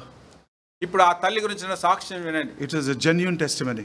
అది నిజమైనటువంటి సాక్ష్యం. सुनने से भी सच लगता है. అది వింటుంటేనే అర్థం నిజమనిపిస్తుంది. Our life as it relates to God must be a life of worship. కనుక దేవునికి సంబంధించినంత వరకు మన జీవితము ఆరాధనతో నింపబడినదిగా ఉండాలి. This life as it relates to Satan, it is a life of warfare. ఇదే జీవము లేకపోతే ఇదే జీవితము సాతాను విషయానికి వస్తే అది ఒక యుద్ధం చేసేదిగా ఉండాలి. Without the whole armor, सारा हथियार यदि नहीं है तो हम जीत नहीं सकते. కనుక ఈ సర్వాంగ కవచం లేకుండా దేవుని వాక్యం లేకుండా మనం విజయం పొందలేం. ये सारा हथियार जेनेसिस से लेकर रेवलेशन तक है. ఈ యొక్క ఆదికాండం నుంచి ప్రకటన వరకు ఈ యొక్క సర్వాంగ కవచం. तीसरा, మూడవది, this life as it relates to the world. ఈ జీవితము లోకానికి సంబంధించిన విషయంలో 1 Timothy మొదటి తిమోతి chapter 1 మొదటి అధ్యాయం verse 16. 16 వచనం. पहला तिमोथी पहला अध्याय 16 वचन। మొదటి Timothy 1:16. Howbeit for this cause I obtained mercy, that in me first Jesus Christ might show forth all long suffering, for a pattern to them which should hereafter believe on him to life everlasting. 116. ఆయనను నిత్య జీవము నిమిత్తము తనను విశ్వసింపబో వారికి అందరికి నేను మాదిరిగా ఉండులాగున యేసు క్రీస్తు తన పూర్ణమైన దీర్ఘ శాంతమును ఆ ప్రధాన పాపని నా యందు కనపరిచినట్లు నేను కనికరింపబడితే. अभी तक जो उद्धार नहीं पाए हैं, ఇంతవరకు రక్షించబడిన వారు, अभी तक जो प्रभु यीशु मसीह का जीवन नहीं पाए हैं, ఇంతవరకు ప్రభువైన యేసు క్రీస్తు వారి జీవం పొందని వారు, उनके लिए मुझको एक मॉडल क्रिश्चियन बनना है. వారి కొరకు నేను ఒక మాదిరి అయినటువంటి క్రైస్తవునిగా ఉండాలి. Please listen carefully. దయచేసి జాగ్రత్తగా వినండి. This life as it relates to the world, I must be as a model and as a pattern of a good Christian. కనుక ఈ జీవితము లోకానికి సంబంధించిన వరకు ఎలా ఉండాలంటే ఒక నిజమైనటువంటి క్రైస్తవుని, ఒక నమూనా క్రైస్తవుని జీవితం ఇతరులకు చూపించేవానిగా यदि ఉండాలి. उन्हीं के समान मैं बात करूं, వారి వల్ల నేను మాట్లాడుతూ, उन्हीं के समान व्यवहार करता रहूं, వారి వల్ల నేను ప్రవర్తిస్తూ, उन्हीं के समान पहरावा मेरा हो, వారి వల్ల నేను వస్త్రధారణ కలిగి ఉంటూ, उन्हीं के समान कॉम्प्रोमाइज मैं भी कर लेता हूं, వారి వల్ల నేను కూడా రాజీ పడిన జీవితం కలిగి ఉంటే, oh, I will be truly wasting my life, this new life. కనుక ఈ నూతన జీవితాన్ని నేను వ్యర్థపరిచేవానిగా ఉంటాను. पत्रस क्या बोलता है? పేతురు ఏమంటున్నాడు? 2 Peter chapter 1, 2 పేతురు 1వ అధ్యాయం. 2 Peter, एक मिनट मैं मिस कर गया क्या?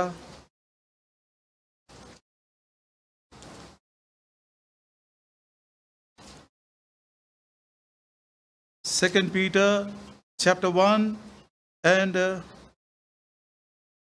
2 Peter chapter 1 Peter chapter 2 and verse 12. మొదటి పేతురు 2:12. 1 Peter chapter 2 and verse 12. మొదటి పేతురు 2:12. Having your conversation honest among the Gentiles, that whereas they speak against you as evildoers, they may by your good works, which they shall behold, glorify God in the day of visitation. అన్ని జనులు మిమ్మును ఏ విషయంలో దుర్మార్గులను దూషించురో ఆ విషయంలో వారు మీ సత్క్రియలను చూచి వాటిని బట్టి దర్శన దినమున దేవుని మహిమపరచునట్లు వారి మధ్యన మంచి ప్రవర్తన గల వారై ఉండవలనని మిమ్మును బతిమాలుకొనుచున్నాను. अन्य जातियों के बीच में हमारी गवाही एक अच्छे क्रिस्ती के समान होनी चाहिए. అన్ని జాతుల వారి మధ్య మన యొక్క జీవిత సాక్ష్యము మంచి క్రైస్తవుని వలె ఉండాలి. अन्य जातियों के तौर तरीके में, उसके रहन सहन में, उसके पहरावे में हम कभी भी समझौता ना करें, कॉम्प्रोमाइज ना करें. అన్ని జాతి వారి మధ్య వారి యొక్క వారితో మనము రాజీ పడిపోయి వారి వలె ప్రవర్తిస్తూ వారి వేషధారణ మనం వహిస్తూ ఆ విధంగా మనం జీవించకూడదు. Fourth statute. 4వ కట్టడ. This life as it relates to the church. ఈ జీవితము సంఘానికి సంబంధించి ఏ విధంగా ఉండాలి? जब ये जीवन कलीसिया के संबंध में आता है, ఈ జీవితము సంఘానికి గురించి సంబంధించి ఎట్లా ఉండాలంటే उसका कौन सा नियम है? అది ఏం నియమం? फिलिपियों की किताब ఫిలిప్పీయులకు రాసిన పత్రిక और उसका पहला अध्याय, మొదటి అధ్యాయం उसका 23, 24 और 25, 23, 24, 25, उसका 21 वचन भी पढ़ लेते हैं. 21 కూడా చదువుకుందాం. For to me to live is Christ and to die is gain. నా మట్టుకైతే బతుకుట క్రీస్తే, చావైతే లాభము. यदि मैं जीऊंगा तो केवल मसीह के लिए जीऊंगा. నేను జీవించినట్లయితే క్రీస్తు కొరకే జీవిస్తాను. मैं जी रहा हूं केवल मसीह के जीवन के द्वारा जी रहा हूं. నేను జీవించే జీవితము క్రీస్తు జీవం ద్వారా मेरा జీవిస్తున్నాను. कुछ भी नहीं है इसमें. ఇందులో నాది ఏమీ లేదు. अब क्या करता है वो? ఇప్పుడు ఆయన ఏం చేస్తున్నాడు? 23, 24 and 25. 23, 24, I 25. am in a strait betwixt two, having a desire to depart and to be with Christ, which is far better. Nevertheless, to abide in the flesh is more needful for you, and having this confidence that I know that I shall abide and continue with you all for your furtherance and joy of faith. ఈ రెంటి మధ్య నిరుకునబడి ఉన్నాను. నేను వెడలిపోయి క్రీస్తుతో కూడా ఉండవలనను నాకు ఆశ ఉన్నది. అది నాకు మరి మేలు. ఆయనను నేను శరీరమందు నిలిచినుట మిమ్మును బట్టి మరి అవసరమైనది.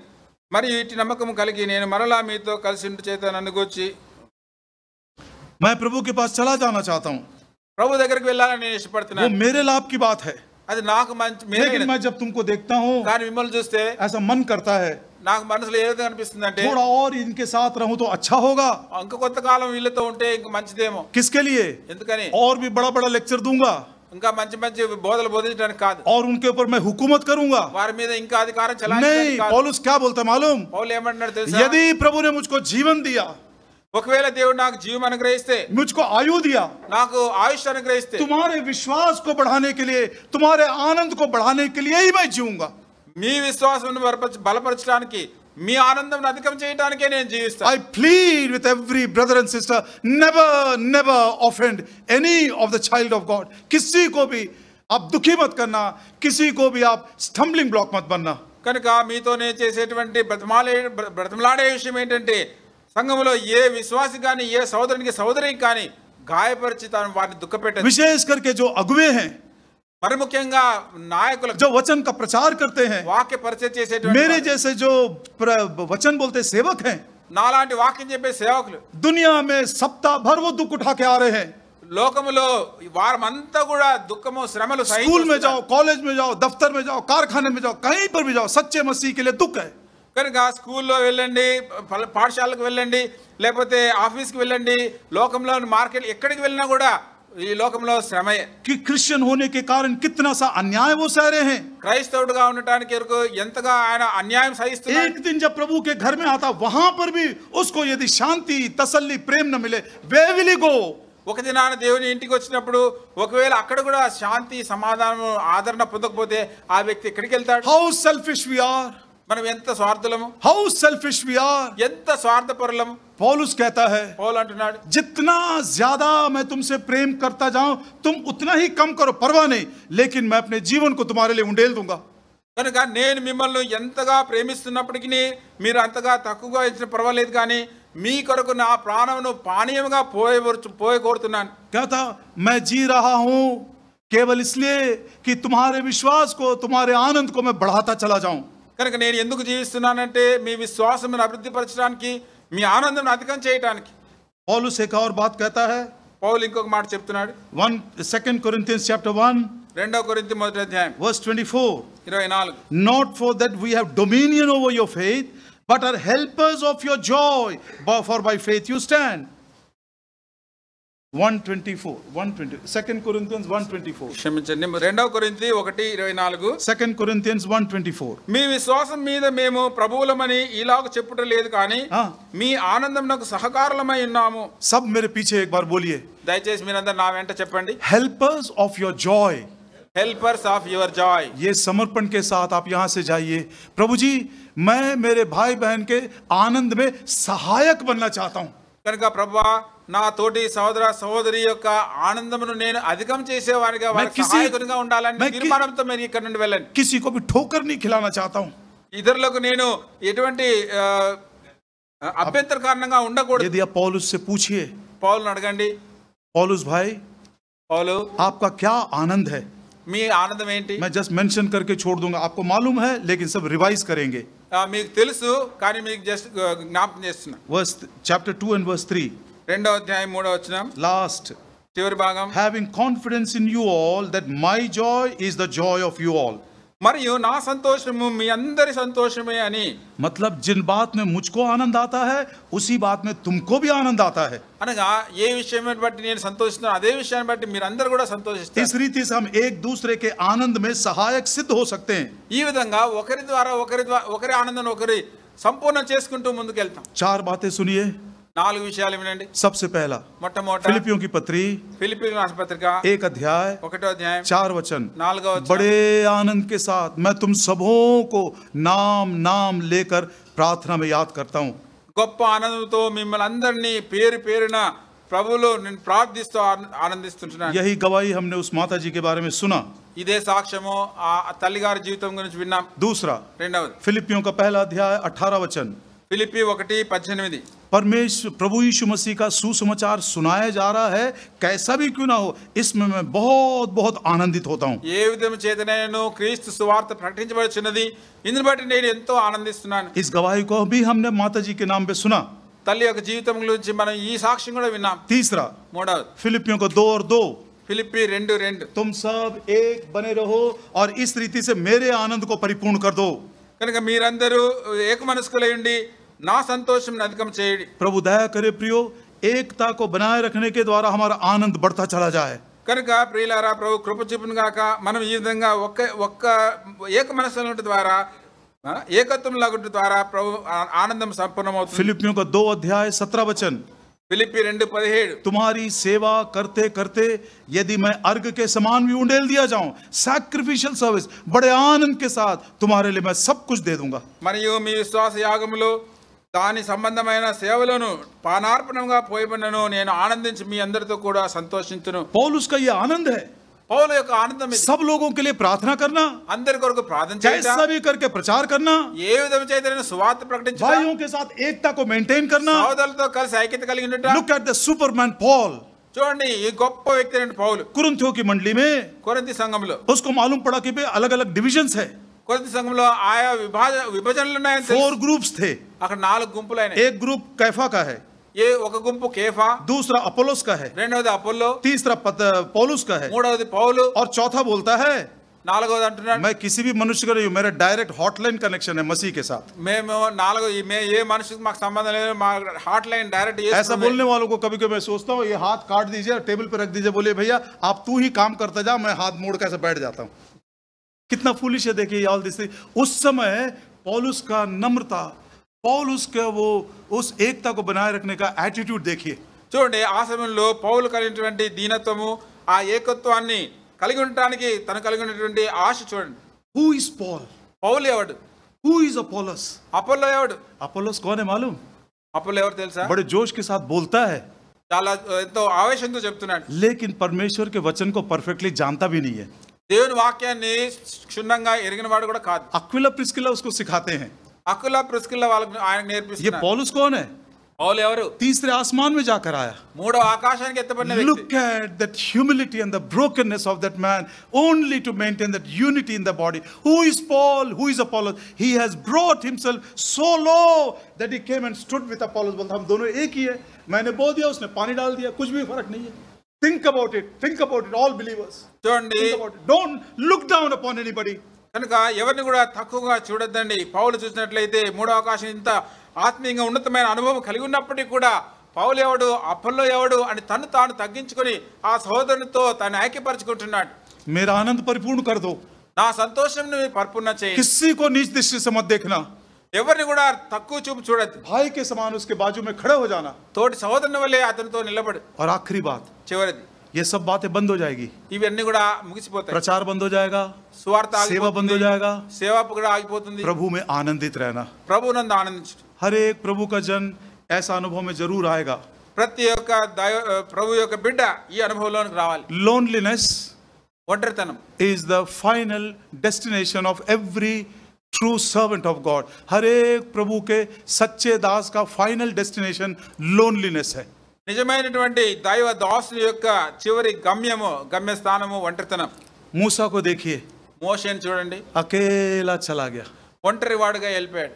प्रभु यीशु मसीह को देखिए, యేసు ప్రభువుని చూడండి, अकेला क्रूस के ऊपर छोड़ दिया गया। ఒంటరిగా శిలువ మీద విడిచిపడినాడు. पौलुस की भी वही हालत है।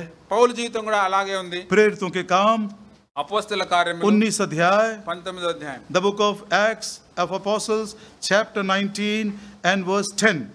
అపోస్తల కార్యములు 19:10. And this continued by the space of 2 years, so that all they which dwelt in Asia heard the word of the Lord Jesus, both Jews and Greeks. 2 ఏళ్ల వరకు ఈలాగున జరిగిన కనుక యూదులేమి గ్రీసు దేశస్థులేమి ఆసియాలో కాపురం ఉన్న వారందరూ ప్రభు వాక్యమును వినిరి. All in Asia they heard the word. ఆసియాలో కాపురం అందరూ దేవుని వాక్యం విన్నారు. All in Asia they received the word of life. ఆసియాలో ఉన్నటువంటి వారందరూ జీవన పొందుకున్నారు. कुछ साल बीत गए, కొన్ని సంవత్సరాలు గడిచిపోయింది. पौलुस के जीवन का अंत आ गया है। పౌలు జీవితము సమాప్తం అవుతుంది. वो बंदीगृह में है। ఇప్పుడు ఆయన చెరసాలలో ఉన్నాడు. क्या बोलता है देखिए, ఏమంటున్నాడు చూడండి. 2 Timothy 2వ తిమోతి chapter 1 మొదటి అధ్యాయం and verse 15, 15, दूसरा तिमोथी 1:15। 2వ తిమోతి మొదటి అధ్యాయం 15వ వచనం. This thou knowest, Timothy, that all they which are in Asia turned away from me. ఆసియాలోని వారందరూ నన్ను విడిచిపోయారని సంగతి నీ వెరుగుదు. All in Asia heard the word, but today all in Asia they have forgotten about me. ఆసియాలో ఉన్న వారందరూ దేవుని వాక్యం వినిరి, ఆసియాలో ఉన్న వారందరూ ఇది నన్ను విడిచిపోయిన. आसिया के सब लोगों ने मेरे द्वारा सुसमाचार सुना, నా ద్వారా ఆసియాలో ఉన్న కాపురం ఉన్న వారందరూ దేవుని సువార్త విన్నారు. लेकिन आज आसिया के सब लोग मुझे छोड़कर चले गए। కానీ ఇది ఆసియాలో కాపురం వారందరూ నన్ను విడిచిపెట్టి వెళ్ళిపోయారు. क्या पौलुस दुखी है? పౌలు ఈ విషయంలో దుఃఖిస్తున్నాడా? क्या वो उसके मन में आनंद नहीं है क्या?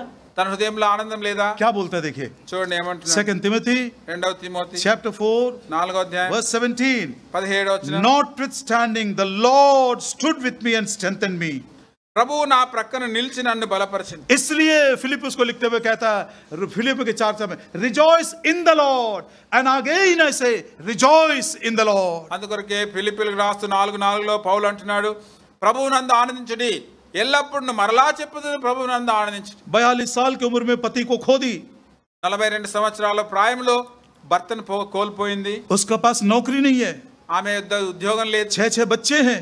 6 పిల్లలు ఉన్నారు. मैं नहीं सोचता हूँ कलीसिया के भी बहुत सारे लोगों को इतने घनिष्ठता के साथ वो जानती होंगी, కనుక సంఘంలో ఉన్నటువంటి వారిని కూడా ఎంతో సన్నిహితంగా ఎరుగునో లేదు నాకు but తెలియదు. she could say, కానీ ఆమె the చెప్పగలిగింది, Lord stood with me, ప్రభువు నాతో ఉన్నాడు, the Lord stood with me, ప్రభువు నా ప్రక్కన the ఉన్నాడు, Lord strengthened me. ప్రభువు నన్ను బలపరిచినాడు. The life which he gave me, he strengthened me to live that life even when I was lonely. నేను ఒంటరిదాన్ని అయినప్పటికీ కూడా ప్రభు ఏ జీవం అయితే నాకు ఇచ్చి ఉంటున్నాడో ఆ జీవం అనుసరించి నడుచుకోవడానికి ప్రభు నన్ను బలపరిచి ఉంటున్నాడు. सेवा करने वाले भाई बहनों में यदि कोई ऐसा लोनलीनेस, एकाकीपन महसूस कर रहे हैं, तो पौलुस का यही आनंद था, rejoice in the Lord, everybody forsook me, Lord stood with me. సేవ చేసేటువంటి వారు ఎవరైనా ఇటువంటి ఒంటరితనం అనుభవిస్తున్నట్లయితే ప్రభు నందు పౌలు చెప్తున్నాడు, నేను ప్రభు నన్ను బలపరుస్తున్నాడు కనుక నేను ఆయన యందు ఆనందిస్తున్నాను. 2-3 मिनट और बोल दूंगा. 2-3 నిమిషాలు ఇంకా చెప్తాను. First statute, మొట్టమొదటి కట్టడ, this life as it relates to God, worship. ఈ జీవము దేవునికి సంబంధించిన మటుకు అది ఆరాధించేదిగా ఉండాలి. यदि किसी को कुरकुर करते हुए, कंप्लेन करते हुए, क्रिटिसाइज करते हुए आपने देखा, तो मान लेना उसके खुद के हृदय में वर्शिप नहीं है, आनंद नहीं है. ఒకవేళ ఎవరైనా ఈ విధంగా గొరుగుతూ సనుగుతూ తప్పులు పడుతూ క్రిటిసైజ్ చేస్తున్నట్లయితే ఈ విషయం గ్రహించాలి, వారు వ్యక్తిగత జీవితంలో ఆరాధన చేత నింపబడలేదు. Second statute, రెండవ కట్టడ, this life as it relates to Satan, ఈ జీవితము సాతానికి సంబంధించి it is a warfare. అది ఒక యుద్ధం. आइए ये वचन को अधिकाई से अपने हृदय में रखकर इसी वचन के द्वारा हम जयवंत जीवन बिता सके. ఈ వాక్యాన్ని మన హృదయంలో నింపుకొనట ద్వారా అదే వాక్యం ద్వారా మన జీవితంలో జయయుతంగా జీవించడానికి. Third statute, మూడవ కట్టడ, this life as it relates to the world, ఈ జీవితము లోకానికి సంబంధించిన విషయంలో it should be a model Christian. అది ఒక నమూనా జీవితంగా ఉండాలి. क्या कोई मुझको देखकर बोलेगा I want to become like this man? మాదిరి అయిన జీవితం కలిగి ఉండాలి అనగా ఎవరైనా మనల్ని చూచి ఫలాని వ్యక్తి వలె నేను ఉండాలని చెప్పగలుగుతున్నారా? प्रभु हमारे जीवन को अच्छा आदर्श बनाए, चाहे हमारे पड़ोस में हो और चाहे हमारे स्कूल कॉलेज दफ्तर कारखाने में हो, एक अच्छा मसीही मॉडल हम पेश कर सके. కనుక మనం ఉంటున్నటువంటి నివసిస్తున్న ప్రాంతంలో ఇరుగు పొరుగు మధ్యలో అయితేనేమి, కళాశాలలోనేమి, ఉద్యోగం చేసే చోటని ఎక్కడున్నప్పటికీ కూడా మన యొక్క జీవితము ఇతరులకు ఒక చక్కటి మాదిరికరమైన జీవితంగా ఉండును గాక. दुख की बात है, हम खुद अपने घर में, खुद अपने लोकल चर्चेस में भी इस परिचय को नहीं दे सक रहे हैं. What a terrible reproach. Pray that the Lord may deliver us from this reproach. కనుక దుఃఖకరమైన విషయం ఏంటంటే మన వ్యక్తిగత జీవితంలో, మన కుటుంబంలో, మన స్థానిక సంఘాల్లో ఇటువంటి సాక్ష్యము చూపించలేకపోతున్నాము. కనుక ఎంతో దుఃఖకరమైన విషయం. కనుక దయచేసి విషయంలో ప్రార్థన చేద్దాం రండి. Fourth statute, నాలుగవ కట్టడ, this life as it relates to the church, సంఘానికి సంబంధించి ఈ జీవితంలో ఎలా we must be helpers of joy. दूसरे के आनंद में सहायक सिद्ध होना है. ఇతరులను ఆనందమును మనం అధికం చేయటంలో, వారికి సహాయం చేయటంలో మనము సిద్ధంగా ఉండాలి. Fifth and the last statute, ఐదవ కట్టడ చివరిది, this life as it relates to my own self. ఈ యొక్క జీవితము నా యొక్క వ్యక్తిగత నాకు సంబంధించి. Philippians chapter 2, ఫిలిప్పి 2, उसका 12 वचन. Philippi 2:12. But I would, Philippians 2:12. Wherefore, my beloved, as ye have always obeyed, not as in my presence only, but now much more in my absence, work out your own salvation with fear and trembling. కాగా నా ప్రియులారా, మీరు ఎల్లప్పుడూ విధేయులైన ప్రకారము నా ఎదుట ఉన్నప్పుడు మాత్రమే కాక మరి ఎక్కువగా నేను మీతో లేని ఈ కాలమందును భయముతోనూ వణుకుతోనూ మీ సొంత రక్షణను కొనసాగించుకొనుడి. The fifth statute, this life as it relates to my own self, I must work out my own salvation with fear and trembling. కనుక ఈ ఐదవ కట్టడ నా జీవితము, నా వ్యక్తిగతంగా నాకు సంబంధించినంత మట్టుకు ఏంటంటే నాకు ఇవ్వబడిన రక్షణ భయముతోనూ వణుకుతోనూ కొనసాగించండి. जो उद्धार हमने पाया है वो पार्शियल है, इनकम्प्लीट है. ఏ రక్షణ అయితే మనం పొంది ఉన్నామో అది సంపూర్ణమైనది కాదు, అది కొంతవరకే. पाप का जो दंड है, पेनल्टी है, उससे हमको छुटकारा मिल गया। పాప శిక్ష నుంచి మనం విడిపించబడినాం। रोमियो के पत्री 8 अध्याय 1 वचन में कहता है, రోమా 8:1 చెప్పినాడు, अब से जो प्रभु यीशु मसीह में है उन पर दंड की आज्ञा नहीं है, క్రీస్తు యేసునందున్న వారికి ఏ శిక్షా విధి లేదు। लेकिन आज के दिन हमको पाप का जो पावर है, प्रभाव के ऊपर भी विजय पाते रहना है। కానీ ప్రస్తుత కాలము పాప శక్తి మీద మనం విజయం పొందుతూ వెళ్ళాలి। रोमियो की पत्री రోమా 6 अध्याय 6వ అధ్యాయం 12 वचन, 12వ వచనం, let not sin reign in your mortal body. కాబట్టి శరీరమందు పాపమును ఏలనీయకుడి। Verse 14, 14, sin shall not have dominion over you. పాపం మీ మీద ప్రభుత్వము చేయదు। विश्वासी भाइयों बहनों, విశ్వాసులైన సోదర సోదరి, जिन्होंने प्रभु यीशु मसीह का जीवन पाए हैं, క్రీస్తు జీవం పొందినటువంటి ఎవరైనా వారు अनुग्रह के द्वारा पाप के दंड से छुटकारा मिल गया है, కృపను బట్టి పాప శిక్ష నుంచి విడుదల పొందినాం। लेकिन पाप के प्रभाव से रोज रोज हमको छुटकारा पाते जाना है। పాపపు యొక్క శక్తి నుంచి ప్రతి దినము మనం విడుదల పొందుతూ వెళ్ళాలి। प्रभु ने सब प्रकार का प्रबंध हमारे लिए किया है। సమస్తమైన ఏర్పాట్లు ప్రభు మనకు చేశాడు। उन सारे बातों का इस्तेमाल करते हुए पाप हमारे जीवन में राज्य न करे, पाप हमारे जीवन को अपने वश में ना लेकर आए। కనుక వాటన్నిటిని కూడా ఉపయోగించుకుంటూ పాపము మనల్ని తన అధీనంలో చేసుకోనకుండా, పాపం మన మీద ప్రభుత్వం చేయకుండా ఉంటుందిగా। दोनों प्रकार के पाप हैं, రెండు విధాలైన పాపాలు, एक शरीर का पाप है, ఒకటి శరీర విషయమైన एक పాపం, आत्मा का भी पाप है। రెండవది ఆత్మలో పాపం। आत्मा के शरीर के दोनों प्रकार के पाप के ऊपर विजय पाते हुए पवित्र पवित्र पवित्र धीरे धीरे बनते जाएं। కనుక ఆత్మకు దేహానికి సంబంధించిన రెండు పాపముల విషయం మీద మనం విజయం పొందుతూ మెల్లమెల్లగా సంపూర్ణత వరకు మనం వెళ్దాం। ऐसे सब लोगों में से అయితే అటువంటి వారిలో कुछ लोगों को योग्य गिना जाएगा, కొంతమంది యోగ్యులుగా ఎంచబడతారు। ताकि वो प्रभु के जब आएंगे तो उसके साथ वो चले जाएं। ఆ విధంగా వారు ప్రభు వచ్చినప్పుడు వారితో ఆయనతో పాటు ఎత్తబడతారు। बार बार ये बात बोलने की इच्छा होती है, मैं अपने आप को भी स्मरण दिलाता हूँ। మాటి మాటికి ఈ విషయం చెప్పడం నాకు ఇష్టము, నన్ను కూడా నేను జ్ఞాపకం చేసుకుంటున్నాను। फर्स्ट रेजरेक्शन के लिए पवित्र शास्त्र बाइबल में एक भी साइन नहीं है, మొట్టమొదటి పునరుత్థానం గురించి ఎటువంటి గుర్తులు దేవుని వాక్యంలో లేదు, एक भी चिन्ह नहीं है। ఏ ఒక్క గుర్తు కూడా बस एक రాయబడలేదు। बात मालूम है, ఒక్క విషయం తెలుసు, प्रभु यीशु मसीह चोर के समान आ जाएंगे। ప్రభువు ఒక దొంగ వలె వస్తున్నాడు। जब हम नहीं सोचते होंगे तब आ जाएंगे। మనం అనుకోనని గడియలో ఆయన వస్తాడు। लेकिन जो भी चिन्ह बताए गए हैं वो सब सेकंड कमिंग के बारे में है। ఏ గుర్తులైతే చెప్పండి అవన్నీ కూడా ప్రభు యొక్క రెండవ రాకడ కొరకు। प्रभु की इच्छा है कि जब वो आए तो हम उसके लिए तैयार पाए जाए।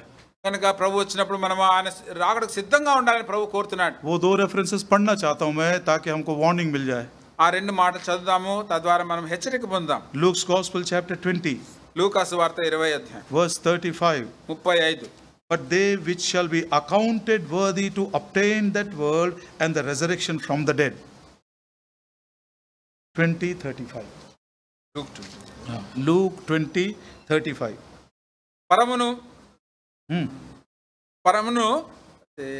మృతను పునరుత్థానమును పొందుటకు యోగ్యులమని ఎంచబడిన వారు। हाँ, मतलब कुछ लोग योग्य गिने जाएंगे, दूसरे योग्य नहीं गिने जाएंगे। కనుక కొంతమంది మట్టుకే యోగ్యులుగా ఎంచబడతారు, అందరూ ఎంచబడరు। क्या इस बात से डर नहीं लगता है? ఈ విషయం బట్టి భయం కలగట్లేదా? इसलिए बोलता, डरते कांपते हुए अपने अपने उद्धार के काम को पूरा करो। భయముతో వణుకుతో మన రక్షణను కొనసాగించుకోవాలి। डर क्या है? భయం ఏంటి? शायद मैं जीवन के नियमों को, स्टैट्यूट्स ऑफ लाइफ को ठीक से पालन नहीं करने के कारण शायद मैं वर्दी अकाउंट नहीं पाए ఈ जाऊंगा। జీవనాధారానికి సంబంధించినటువంటి ఆ కట్టడల్లో నేను సరిగా అనుసరించకపోవటాన్ని బట్టి నేను ఒకవేళ యోగ్యునిగా ఎంచబడనేమో। Luke chapter 21 లూకాసు వార్త 21వ అధ్యాయం verse 36. 36, Watch ye therefore, pray always, that you may be accounted worthy to escape all these things that shall come to pass, and to stand before the Son of Man. కాబట్టి మీరు జరగబో వీటి నెలను తప్పించుకొని మనుష్య కుమారుని ఎదుట నిలవబోట శక్తిగల వారగునట్లు ఎల్లప్పుడూ ప్రార్థన చేయుచు మెలకువగా ఉండడం చెప్పాను। कल शाम को एक कॉटेज मीटिंग के लिए गया था। నేటి దినమున ఒక గృహకూడికి వెళ్ళాను। बुद्धिमानी के साथ जीवन बिताने के लगाव में ఒక బుద్ధిమంతుని వలె జీవితం జీవించుట అనే సందర్భంలో ये विचार मन में आया है। ఈ తలంపు నా మనసులో వచ్చింది। मेरे हृदय में जो कन्विक्शन है बोल रहा हूँ, आप उसको ग्रहण करें या ना करें। నా హృదయంలో ఉన్నటువంటి ఒప్పుదలను మీ ముందు చెప్తున్నాను, అది మీరు స్వీకరించినా స్వీకరించకపోయినా పర్వాలేదు। 10 कुंवारी थे, 10 మంది కన్యకలు ఉన్నారు। 5 चले गए, 5 रह गए। 5 మంది ఎత్తబడినారు, 5 వెళ్ళినారు, 5 మంది బయట ఉండిపోయినారు। 2 खेत में काम कर रहे थे, ఇద్దరు పొలంలో పని చేస్తున్నారు। एक छोड़ दिया गया, एक चला गया। ఒకడు ఎత్తబడినాడు, ఒకడు విడవబడినాడు। 2 लोग सो रहे थे, ఇద్దరు పడుకున్నారు, एक चला गया, एक रह गया। ఒకడు కొనిపోబడినాడు, ఒకడు విడిచిపెట్టబడ్డాడు. दो स्त्रियां चला रहे थे. ఇద్దరు స్త్రీలు తిరగలి విసురుతున్నారు. एक चली गई, दूसरी रह गई. ఒక ఆమె ఎత్తబడింది, ఒకటి ये విడిచిపెట్టబడింది. सब प्रभु ने कहा. ఇవన్నీ ప్రభు सब చెప్పాడు. प्रभु के निकले मुंह से निकले हुए वचन है ये. ఈ మాటలన్నీ ప్రభు నోట్లో నుండి వచ్చిన మాటలు. क्या ऐसा सोच सकते हैं क्या? ఈ విషయం మనం ఈ విధంగా ఆలోచించొచ్చా? 50% रह जाएंगे, 50% ही जाएंगे. 50% మట్టుకే ఎత్తబడి 50% ఇక్కడే విడిచిపెట్టబడతారు. मैं परसेंटेज तो नहीं बोलूंगा, ఈ విధంగా నేను పర్సెంటేజ్ చెప్పటం లేదు. दिल के फियर से मैं बोल रहा हूँ. कुछ लोग शायद वर्दी अकाउंट नहीं किए जाएंगे. కనుక నా హృదయంలో చెప్పిన బట్టి చెప్తున్నాను, కొంతమంది యోగ్యులుగా ఎంచబడకుండా విడిచిపెట్టబడతారు. वो 50% है, 90% मैं तो वो नहीं करूंगा, लेकिन बात पक्की है. सब के सब जो मसीह का जीवन पाए हैं, यदि वो जीवन के नियमों को नहीं मान रहे हैं, may be they will not be ఒకవేళ अकाउंटेड. 90% కావచ్చు, లేకపోతే 10% కావచ్చు, ఆ విషయం నేను చెప్పడం లేదు. కానీ ఎవరైతే క్రీస్తు జీవం పొందినటువంటి వారు ఆ జీవిత నియమావళిని అనుసరించి నడుచుకోకపోయినట్లయితే, ఆ కట్టడలను అనుసరించి నడుచుకోకపోయినట్లయితే యోగ్యులుగా ఎంచబడకుండా ఎత్తబడని వారుగా ఉంటారు. The first is మొట్టమొదటి the gift of the life of Jesus. ప్రభుని యేసు క్రీస్తు వారి యొక్క జీవమైనటువంటి వరం. यदि आपको अभी तक आश्वासन नहीं मिला है, ఆ నిరీక్షణ నీకు ఇంకా దొరకపోతే 2 Samuel 14:14 में लिखा है, he does not be partial to any man. किसी का भी पक्षपात नहीं करता. 2 సమూయేలు 14:14 చెప్పబడింది, ఎవరి విషయంలో దేవుడు పక్షపాతి కాడు. आज आप मांग सकते हैं, ఈ దినాన ఒప్పుకోవచ్చు, प्रभु जी मैं कबूल कर रहा हूँ, ये प्रभु, पाप आने के और- कारण मैं गलता जा रहा हूँ. I want to live Lord, I don't want to die. ప్రభా పాప కారణాన్ని బట్టి నా జీవితం అంతా క్షీణించిపోతా ఉంది, కరిగిపోతా ఉంది. నేను ఈ యొక్క పాపంలో, ఈ యొక్క అబద్ధంలో నేను జీవించాలని కోరటం లేదు. ప్రభువా నన్ను కనికరించు, I don't want to die. నేను చనిపోవడం ఇష్టం లేదు. The one who has loved you till the death, he will certainly give you this life. మరణం వరకు నిన్ను ప్రేమించినటువంటి వాడు తప్పకుండా నీకు ఆ జీవం అనుగ్రహిస్తాడు. Secondly, రెండవది, this life you must follow the statutes. ఈ యొక్క జీవధారమైనటువంటి కట్టడలను అనుసరించాలి. और ये लोग, मैं विश्वास करता हूँ, जरूर हमारे प्रभु के आगमन के समय योग्य गिने जाएंगे और आप और मैं प्रभु के साथ चले जाएंगे. అటువంటి వారు మట్టుకే ప్రభు తిరిగి వచ్చినప్పుడు యోగ్యులుగా ఎంచబడి నీవు నేను ఎత్తబడే వారంగా ఉంటాం. घर जाने के बाद एक बार जरूर सोचिएगा. I will challenge all the children and their grandchildren. Think about the word and relate how many things were true about your mother. కనుక మీ పిల్లలకు మనమరాళ్ళకు చేపట్టేటువంటి యొక్క హెచ్చరిక ఏంటంటే, మీ యొక్క తల్లి గురించి Think about the word. దీని వాక్యాన్ని ధ్యానించండి. बहुत सारी बातें हमने सुना. అనేక విషయాలు విన్నాం. कितनी कितनी बातें आपके माँ के बारे में मिलती जुलती हैं. మీ యొక్క తల్లి గారి యొక్క జీవితంతో ఈ విషయాలు ఎన్ని దానికి సరిపోలుతున్నాయి. Is my life according to the statutes of life? కనుక ఆ జీవనాధారానికి సంబంధించినటువంటి ఆ కట్టడల్లో ఎంత మట్టుకు నా జీవితంలో అవి ఏకీభవిస్తున్నాయి. My life as it relates to God is worship. నా జీవితము దేవునికి సంబంధించి ఆరాధించేదిగా ఉండాలి. My life as it relates to Satan, it is a warfare. సాతానుకు సంబంధించి అది ఒక యుద్ధ పోరాటంగా ఉండాలి. My life as it relates to the world, it should be a model Christian. నా జీవితము లోకానికి సంబంధించి ఒక మాదిరి అయిన క్రైస్తవుడిగా ఉండాలి. My life as it relates to the church, I must be a helper of your joy. కనుక నా జీవితము సంఘానికి సంబంధించిన విషయంలో ఇతరులకు ఆనందాన్ని అధికం చేసేదిగా ఉండాలి. My life as it relates to my own self, work it out with fear and trembling. Lord, I don't want to be left behind. కనుక నా జీవితము నా వ్యక్తిగత సంబంధించి ప్రభువా నేను విడిచిపెట్టబడేవాడిని కాకుండా యోగ్యుడిగా ఉండినట్లుగా నా యొక్క రక్షణ, సొంత రక్షణ భయంతో కొనసాగించుకుంటూ ప్రభువా నాకు సహాయం చేయి. जो सांत्वना तसल्ली प्रभु ने घर वालों को दी है, आप दूसरों के साथ भी बांट सके. That assurance and the hope you have of life. కనుక జీవితం గురించినటువంటి ఆ యొక్క నిశ్చయిత, ఆ యొక్క నిరీక్షణ గురించి ఎవరైతే ఈ యొక్క ఆదరణ పొందుతున్నారో ఆ ఆదరణ కుటుంబంతో ఇతరులతో పంచుకోండి.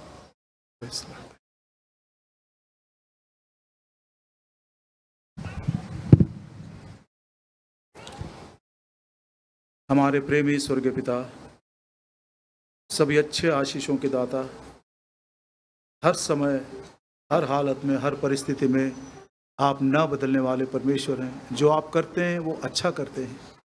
जिसे आपने ठान लिए हैं उसी को पूरा करते हैं. जिसे आप शुरू करते हैं उसको परिपूर्ण करते हैं. कितने भले आप परमेश्वर हैं. धन्यवाद देते हैं प्रभु जी सारा आंटी के जीवन की गवाही के लिए, और परमेश्वर के वचन के द्वारा भी उसको मेल खाते हुए हमने देखा. हमारे लिए बहुत बड़ी चुनौती है, इस वचन की आप रक्षा करें। यहाँ इस हॉल से कोई भी बिना उद्धार के घर वापस ना जाए, ये हमारी प्रार्थना है। और हम जो जीवन पाए हैं उस जीवनदायक नियमों में चलते हुए जब हमारे प्रभु यीशु मसीह आएंगे उसके साथ जाने के लिए हम योग्य गिने जाएं, ये हमारी प्रार्थना है। इस बात को भी हम महसूस करें, एक दिन मुझे प्रभु के सामने अपने जीवन का हिसाब देना पड़ेगा। हमारे घर में यदि अभी तक कोई उद्धार नहीं पाए हैं, दया करिए प्रभु जी, प्रेरितों के काम 16:31 को स्मरण करिए। उद्धार पाने के बाद जो ठंडे हो गए हैं, पीछे हो गए हैं, विश्वास में क्षीण हो गए, दया करिए प्रभु जी, उनको वापस लेकर आइए, उनको आप अपनी ओर मोड़ कर लेकर आइए। ये हमारी नम्र विनती प्रार्थना है। फिर से एक बार भाई आइजक, भाई जॉन, भाई तिमोथी और प्रभु जी दोनों बहनें हैं और उनके बाल बच्चे हैं, सबको आपके हाथों में सौंप देते हैं। एक एक की आप सुधि ले। पूरे परिवार में जिस प्रकार की एकता, मिलनसार, प्रेम की भावना माता जी के रहते समय उन्होंने दिखाया और प्रभु जी वो कर सके, वैसे ही प्रभु जी आगे भी वो करते रहें। एक दूसरे को वो संभाले, एक दूसरे के लिए प्रार्थना करें, एक दूसरे के साथ वो खड़े रहें, एक दूसरे की आवश्यकताओं में प्रभु जी वो भी संभागी हो सके। यहाँ बॉम्बे की कलीसिया की जो भी आवश्यकताएं हर एक लोकल चर्च के आप पूरा करते जाएं। अनुग्रह दीजिए, दया करिए प्रभु जी, इस नए जीवन की सी चाल चलते हुए आपके दिव्य आगमन के लिए भी हमको तैयार करिए। फिर से एक बार जितने हमारे प्रिय लोग आए हैं उन सबको आपके हाथ में सौंप देते हैं। यदि किसी ने किसी बात में निर्णय लिया है, आप अपने आत्मा का सामर्थ्य देकर उस पर मोहर लगा दीजिए। मैं भी अपने आप को आपके लिए समर्पित करता हूँ। दूसरों को सिखाने के बाद कहीं मैं स्वयं निकम्मा न ठहरूं, मेरे भी आत्मा, प्राण और देह को आप ही के लिए समर्पित करता हुआ धन्यवाद के साथ सब कुछ हमारे प्रेमी उद्धार करता प्रभु यीशु मसीह के नाम में मांगते हैं। आमीन।